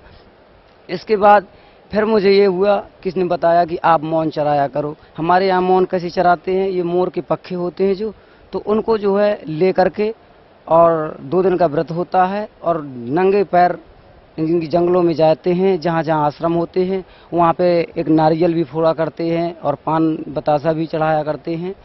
और इस प्रकार से सारा दिन इनकी भूखे प्यासे भटक करके या शाम करके आते थे। और इसी प्रकार से मैंने कम से कम 7 साल तक इनकी मैंने ये मौन का भी व्रत किया, मगर उसमें मुझे कोई लाभ नहीं मिला। तब मुझे ये हुआ कि प्रथम मुझे बताया कि आप जब तक गुरु नहीं करेंगे तब तक आपको कोई लाभ नहीं होगा। मैं गुरु की तलाश में बहुत बार गया, पर जिस जगह मैं जाता था तो कोई संत मुझे गांजा पीते मिलता था और कोई गुटखा भी खाता था, बीड़ी भी पीता था। तो मेरे दिल में ये होता था कि ये संत ऐसा जब करते हैं तो ये इनको कुछ ज्ञान नहीं होता है। मैं जाता था, बैठता था और चला आता था, क्योंकि मैं दूर तो जा नहीं पाता था, नज़दीक में ही जाया करता था। कुछ दिन के बाद मैंने सोचा कि और दूर चल के देखता हूँ। फिर मैं कुछ दिन के बाद अपने गांव में सत्संग हुआ तो एक जो है संत जी, उनका नाम था रामदेवनाथ जी महाराज, वो इंदौर से चल करके आए थे। तो उनसे मैंने कहा कि महाराज मुझे आप दीक्षा दे दें। तो उन्होंने कहा कि बेटा आपको दीक्षा तो दें, मगर आप गुटखा बीड़ी तम्बाकू सब छोड़ देना होगा। मैंने कहा सर सब छोड़ दूंगा। मैंने कहा मुझे अभी चाहिए, इनकी जो है आज इसी दिन नहीं तो कल मुझे ज़रूर दे देना। बोले बेटा ऐसे नहीं देंगे, क्योंकि इस गांव में आई हैं, इस गांव की ब्राह्मण के लड़के मेरे पीछे बहुत से हैं और कह रहे हैं कि महाराज हमको भी दो, हमको भी दो। इसलिए जो है अगर आपको देंगे तो ये बुराई मानेंगे, क्योंकि हम इनके यहाँ आए हैं, इसलिए ना उनको देंगे ना तुम्हें देंगे। हम तुम्हें बताते हैं कि तुम एक सत्संग हमारे गांव के नज़दीक में हुआ करता था, तो बोले उधर जो है हम आएंगे और तुम वहाँ पे आना और आपको सत्संग में जो है तो रुकना और आपको वहीं जो है नाम दे देंगे। हमने कहा ठीक है। इसके बाद मैं उनका इंतज़ार करता रहा और ऐसा काम आ गया कि मैं दिल्ली चला गया। मैं राजमिस्त्री का काम भी करता था। जब दिल्ली चला गया, उस सत्संग का टाइम आया, मैं वहाँ नहीं पहुँच पाया। मैंने फ़ोन भी किया इंदौर के लिए, उन्होंने कहा कि ठीक है कोई बात नहीं, आप इंदौर आ जाइए। मैंने कहा सर मुझे इंदौर नहीं मैं आ पाऊँगा गुरु महाराज, अब मुझे ऐसी कुछ कृपा करो कि मैं आपके पास आ जाऊं। ऐसी कृपा हुई कि वो आए ही नहीं और मुझे गुरु भी मिले भी नहीं। मेरे अंदर बहुत आस्था थी। तब मैंने सोचा कि परमात्मा मैं क्या करूं, और मैं सतमार्ग में भी बहुत चलता था, मैं अपनी सच्चाई में रहता था। और मेरे जो पिताजी थे, मैंने उनसे कभी छिपाव नहीं किया। अगर दिल्ली से कमा के पैसे लाता था, मैं अपने पिताजी को सारे पैसे दे देता था। और मैं यहाँ तक था कि अपने बच्चों को तक नहीं बचाता था। आज मेरी इनकी जो इधर भक्तमती भी है और मेरी लड़की भी है, मैं अपना उनका कुछ बहुत खर्चा पानी जो वहाँ से इनकी साड़ी वगैरह जो भी लाता था वही लाता था। 10-50-100 बचा लिया नहीं, मैं ईमानदारी से सब दे देता था। इसके बाद कुछ दिन के बाद हमारे पिताजी को शक नहीं, ये नहीं विश्वास होता था कि ये सारे पैसे मुझे देता है। एक दिन उन्होंने कहा कि आप पैसे बैंक में जमा करते हैं, तू बेईमान है। मैंने कहा पिताजी मैं बेईमान नहीं हूँ, मेरे पास एक लड़की है, मैं कसम खा के कहता हूँ कि मैं किसी पैसा नहीं बचाता, ना मैं बैंक में जमा करता हूँ। मेरे पिताजी बोले ये तो काल है, काल जो लोग है, ये तो कलयुग है, यहाँ आने की कोई देव देवता की कसम खाने से कोई लाभ नहीं होता, झूठी सब कसम खा जाते हैं। तो मैंने कहा ठीक है पिताजी, मुझे अभी पता नहीं था कि ये कलयुग है। अब आपके मुँह से मैं सुन रहा हूँ कि वास्तव में अब कलयुग होगा जो आप बता रहे हैं मुझे, क्योंकि आप मेरे पिता हैं। जब तुमने मुझे ये बता दिया कि अब कलयुग आ गया है तो ठीक है, मैं कोई बात नहीं है, अब मैं आपकी से दूर हो जाऊंगा। मैं ऐसा कह करके 1 साल हो गया मैं अपने ससुराल में रहते रहा। सर, परम संत सतगुरु रामपाल जी महाराज की शरण में आप कैसे आए? ये जी ऐसे आए कि मैं अपने बहन के पास गया था, तो वहाँ पे रमेश नाम भगत के, इनकी दास रमेश भगत दास जी यहाँ से जुड़े हुए थे। वो हमारी बहन के जेठ थे और उनके देवर भी एक हाथ से विकलांग हैं, वो भी जुड़े थे। तो मैंने पहले तो रमेश भगत दास जी से मैंने पूछा कि आप कहाँ से जुड़े हैं, तो उन्होंने बताया और मोबाइल से सत्संग भी सुनाया। तो मैंने कहा आप मुझे भी ले जाइए, तो बोले ठीक है आपको ले चलेंगे, जब चलेंगे तो बता देंगे। हमने कहा ठीक है। जब शाम के मैं उनके वहाँ से, क्योंकि वो हमारे दीदी के बड़े ससुर के पुत्र थे रमेश भगत दास, तो जब मैं वहाँ से आया अपनी बहन के पास भी, तो मैंने देखा कि हमारा जीजी का जो छोटा देवर था उनका नाम था निर्दोष दास भगत जी। तो मैंने अपने देखा कि वो पूजन कर रहे थे, मोबाइल में कि भजन वो लगाए हुए थे इनकी, उसमें आरती वगैरह। तो मैं वहाँ बैठकर सुनता रहा। काफ़ी देर जब वो हो गया तो मैंने उनसे पूछा कि आप भक्ति कहाँ की करते हो। उन्होंने बताया कि जगत गुरु तत्वदर्शी संत रामपाल जी महाराज की भक्ति करते हैं। तो हमने कहा कि आप हमको वहाँ ले जा लोगे? बोले जरूर ले चलेंगे। बहरहाल अभी 8 दिन नहीं जाएंगे। तो मैंने कहा ठीक है 8 दिन तो मैं अभी जाऊँगा गाँव, तो हो सकता है फिर वैसे ही टाइम पड़ गया, जैसे वो संत के पास पड़ गया था, मैं नहीं जा पाया। तो मैंने कहा ठीक है 8 दिन मैं यहीं रुकूंगा। तो मैंने ऐसा सोच करके वहीं जब रुकने का करेगा कि मैं आज से यहीं रुक जाऊंगा, तो मैं वहीं पर रुक गया। तो मैंने रात की जो तो उनसे पुस्तक ली और पढ़ता रहा। मैं सोचता रहा कि मेरे पास तो किराया भी नहीं है, मैं कैसे जाऊंगा। तो सुबह जब हुआ तो मैंने कहा कि भगत जी मेरे पास तो पैसे भी नहीं है, मैं कैसे जाऊंगा इनकी आश्रम। तो उन्होंने कहा कि मैं विकलांग हूँ, तुम मेरे साथ चलो, मेरा एक जो है भगत कोई भी जाएगा मेरे साथ, वो फ्री होता है। तो मैंने कहा ठीक है। इस प्रकार से मैंने सोचा कि चलूंगा, किराया तो मेरा नहीं लगेगा, फिर भी मैं आश्रम में जाऊंगा तो पुस्तक भी लेनी पड़ेगी, गुरुजी की फोटो भी लेनी पड़ेगी, मेरे पास कुछ भी पैसे नहीं, मैं क्या करूं। मैं ऐसा विचार करता रहा, बैठा रहा। कुछ दिन मैं घूमने के लिए कुछ बाहर निकल गया। जब थोड़ी देर बाद खाना खाने के टाइम आया तो मेरी बहन के पास एक पड़ोस की बहन बैठी हुई थी। उसने कहा बहन तेरा भैया आया है और मेरा लैट्रिन बाथरूम का काम है, हो सके तो भाई अगर तेरा करा दे तो ठीक रहे। तो जब इन्हें की जो है ऐसा कह करके, तो उसने बहन ने मेरी कहा कि देखो बहन पता नहीं वो करे या ना करे, मैं नहीं बता सकती हूँ, अगर आ जाएगा तो मैं ज़रूर पूछ लूँगा। तो कुछ दिन के बाद मैं उधर ही आ गया। तो उसने बहन ने मेरी पूछा कि भैया आप इनका काम कर सकती हो। तो मैंने पूछा, मैंने कहा दीदी आपका कौन सा काम है। तो उन्होंने बताया कि लैट्रिन बाथरूम का है और मिस्त्री तो है, मेरे पास लेबर नहीं है। तो मैंने कहा ठीक है, जब परमात्मा के यहाँ जाना मुझे काम मिल रहा है तो मिस्त्री से कोई ज़रूरी नहीं है, मैं बेलदारी ही कर लूँगा। मैं ऐसा सोच करके 3-4 दिन काम किया। उन्होंने मुझे 150 रुपये के रेट में 650 रुपये दिए। मैं यहाँ सतगुरु महाराज की शरण में आया। तो जब मैं यहाँ आया, जगत गुरु तत्वदर्शी संत रामपाल जी महाराज से मैंने नाम लिया और जितनी उनकी शरण में आकर मैंने आशीर्वाद लिया, उन्होंने मेरे सिर में हाथ रखा, सारा मेरा कष्ट दूर हो गया और जो भी सिर में दर्द होता था और पीड़ा भी रहती थी सब खत्म हो गया। तो मैंने ये सोचा कि अब मैं अपने घर जाऊंगा और अब मैं भक्तमती को भी कहूँगा कि आप चलो। तो मेरी भक्तमती उस समय अपनी ससुराल में थी, क्योंकि मैं घर वालों से ऐसा जग हो गया था तो मैं चला आया था।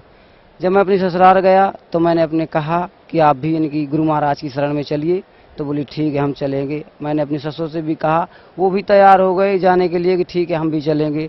तो यहाँ से मैं आश्रम से कैसेट ले गया था, वो जा कर के कैसेट लगाई और सबको मैंने दिखाया। इसके बाद कैसेट दिखाता रहा, 2-4 भगत भी गांव के जो थे वो आकर के सुनने लगे और 2-4 गांव के और आया करते थे। इसके बाद इनकी कुछ लोगों को अच्छा नहीं लगा तो कहने लगे कि आप तुम क्या सुनते रहते हो, इनकी सारा दिन जो होती है बकवास सुनते हो और कुछ लगाते ही नहीं है। तो उन्होंने कहा चलो ठीक है कोई बात नहीं, आपकी समझ में नहीं आता है, मुझे समझ में आता है तो ठीक है मेरे लिए। वो चले गए। फिर क्या हुआ कि मेरे पास कोई नहीं आता था, तो मैंने एक दिन क्या सोचा कि इस कोई सा उपाय सोचूं कि जो ये कुछ सत्संग किसके मन में भी आ जाए और कोई सुने भी इसको। तो मैंने सोचा कि गुरु महाराज कहते हैं कि फिल्म की कैसेट भी नहीं देखनी है और इनको कैसे इकट्ठा करूं मैं इनको। तो मैंने सोचा कि चलो आज महाभारत लगाता हूं, इनको इकट्ठा करता हूं और थोड़ी देर के बाद निकाल लूँगा। तो मैंने महाभारत की कैसेट रखी। जब महाभारत की कैसेट रखी तो पूरा कमरा भर गया इनकी। जब भर गया तो मैंने सोचा कि अब ये कैसेट निकाल करके अब गुरु महाराज की कैसेट लगा दूं। तो मैंने जैसे ये कैसेट निकाल कर और बाहर रखी और जितनी समय मैंने गुरु जी महाराज की ये कैसेट रखी और जैसे ही इनकी कैसेट चली तो थोड़ी देर के बाद सारी ही जितनी थी कमरे के अंदर सब बाहर निकल गए। बोले पता नहीं ये क्या लगा दिया। तो मैंने कहा ठीक है महाराज, इनको कोई ज्ञान नहीं है प्रभु, अब इनको भी ऐसे ज्ञान दो कि ये आपके यहाँ तक आ जाएं। तो मैंने बहुत प्रयत्न किया, वो नहीं आए। फिर मैंने इनसे कहा कि आप चलिए। तब मैंने यहाँ की जब पूर्ण तैयारी करी तो मेरे पास पैसे भी नहीं था। मैंने सोचा कि अब मैं क्या करूं, मेरे पास पैसे भी नहीं है और मैंने 2 को भी तैयार कर लिया, अपनी भक्तमती को भी तैयार कर लिया था और अपने ससुर साहब को तैयार कर लिया। मेरे पास पैसे तो नहीं थे। मुझे ये विश्वास था कि बताते थे भगत जी कि जब वहाँ आपको जाना हो सतलोक आश्रम पे तो कहीं ना कहीं से किसी बहाने से परमात्मा पैसे दे देते हैं। तो मैं उसी विश्वास में था। तो मेरे ससुर ने पूछा कि आपके पास पैसे है या नहीं। तो मैंने कहा मेरे पास पैसे हैं, तुम चिंता मत करो, तुम मेरे साथ चलो वहाँ आश्रम। बोले ठीक है। तैयार होने के लिए एक दिन रह गया आने के लिए यहाँ। तो मैं एक दिन पहले अपनी भक्तमती से पूछा कि आप अगर मैं एक बात आपसे कहूँ, अगर मेरी बात मान लो। तो उन्होंने कहा बताओ। मैंने कहा मेरे पास पैसे तो है नहीं है, आपके पास हाफ पेटी रखी है, अगर मुझे दे दो तो मैं रखाऊँ इसको कहीं और किराया भी हो जाए। मैंने क्योंकि कह भी दिया है इनकी ससुर को भी, अपनी तुम्हारे पिताजी को, और तुम्हें भी लेके जाना है। वो बोली कोई बात नहीं है रखाओ। तो मैं लेकर के उसे गया भरुआ सुमेरपुर सुनार के पास। 5000 की हाफ पेटी थी। वो सुनार बोला भाई मैं आधे में रखूंगा 2500 रुपये में। मैंने कहा ठीक है आप 2500 रुपये में रख लीजिए, मगर मुझे पैसे दे दीजिए, क्योंकि मुझे आश्रम की लगन थी, मुझे परमात्मा के यहाँ शरण में आने की बहुत इनकी जो है तो चेष्टा थी। तो मैंने 2500 रुपये लेकर के वो नई हाफ पेटी वहाँ पे मैंने दे दी और लेकर के मैं संत रामपाल जी गुरु महाराज की शरण में अपने ससुर साहब को लेकर के और अपनी भक्तमती और अपनी छोटी बहन बिटिया को भी लेकर के यहाँ आया। और मुझे इनकी इस तरीके का सुख मिला कि मैं क्या बताऊं, मैं उनकी वर्णन भी नहीं कर सकता अपने मुखारबिंद से, जैसा यहाँ पे मैं देख रहा हूँ। और जो मुझे इनकी एक एक क्षण में इनकी जो सुख मिल रहा है और जो मेरे भक्तमती को भी सुख मिला यहाँ आने पर। उसने मेरे तो जो दिन यहाँ आया और सत्संग होने के बाद तुरंत मेरे से मिली और कहा कि आप अच्छी जगह ले आए हो, परमात्मा यहाँ तो स्वयं विराजमान है। सर भक्त समाज को क्या संदेश देना चाहते हैं आप? मैं ये चाहता हूँ भक्त समाजों को और अपने अगल बगल गांव वालों को कि ये जो करवाते हैं बुजुर्ग की नवरात्रि में व्रत रखवाते हैं, जवारा बवाते हैं, घी से उसका जो तो हवन कराते हैं, धूप करवाते हैं और फिर उसके बाद उसमें कह देते हैं कि शराब डाल दो, उसमें नींबू डाल दो, अंडा डाल दो, ये धार हो गई, ये ऐसा गलत काम मत करो, इसको छोड़ दो। और बताओ मैंने 11 साल से लेकर के अभी तक इनकी जो है तो सांग इस तरफ से लेकर के उस तरफ इनकी जो है तो कम से कम 100 इनकी 1 कुंटल तक की वजन की लेता रहा, जो कि 40-40 यानी कि 30-30 भगत इनकी जो तो पकड़ करके मुझे जाते रहे, मगर मुझे कोई लाभ नहीं हुआ। तो मैं इससे कहता हूं कि ये नहीं करो। और जो आप ये मोर के पक्ष लेकर के उसमें जाते हैं, 2 दिन जंगलों में भटकते हो, उपवास करते हो, जगह जगह पे इनकी जो जंगलों की मंदिरों में प्रसाद चढ़ाते हो, उससे कोई लाभ नहीं है। इससे मैं कहता हूं कि आप इधर आइए, अपना कल्याण कराइए। और एक बात मैंने ये भी सुनी अपने बुजुर्गों से कि वो कहते हैं कि हमारे ठाकुर देव पूछते हैं, कोई कहता है मेरा करताल देव भी पूछते हैं, कोई कहते हैं मेरी दुर्गा पूछती है, मुझे ऐसा करना पड़ता है वैसा करना पड़ता है, साल में 1 बार पूजा होती है, ये गुरु महाराज तुम्हारे सब छुटवाते हैं। तो उनके समझ में नहीं है। अब यहाँ जब आश्रम में आप आओगे तो आपको सब पता चलेगा कि आपके वो ठाकुर बाबा और ना आपके वो करताल बाबा और आपकी देवी क्या हैं और यहाँ परमात्मा की शरण में क्या है। तो इससे मैं भक्त समाज से यही कहूँगा कि आप बरवाला आश्रम में आकर के जगत गुरु तत्व श्री संत रामपाल जी की चरणों में आकर के अपना कल्याण कराएं और ये दंत कथा साई ही बंद कर दें और आपका इसी में कल्याण हो जाएगा जी। धन्यवाद आपका बहुत बहुत।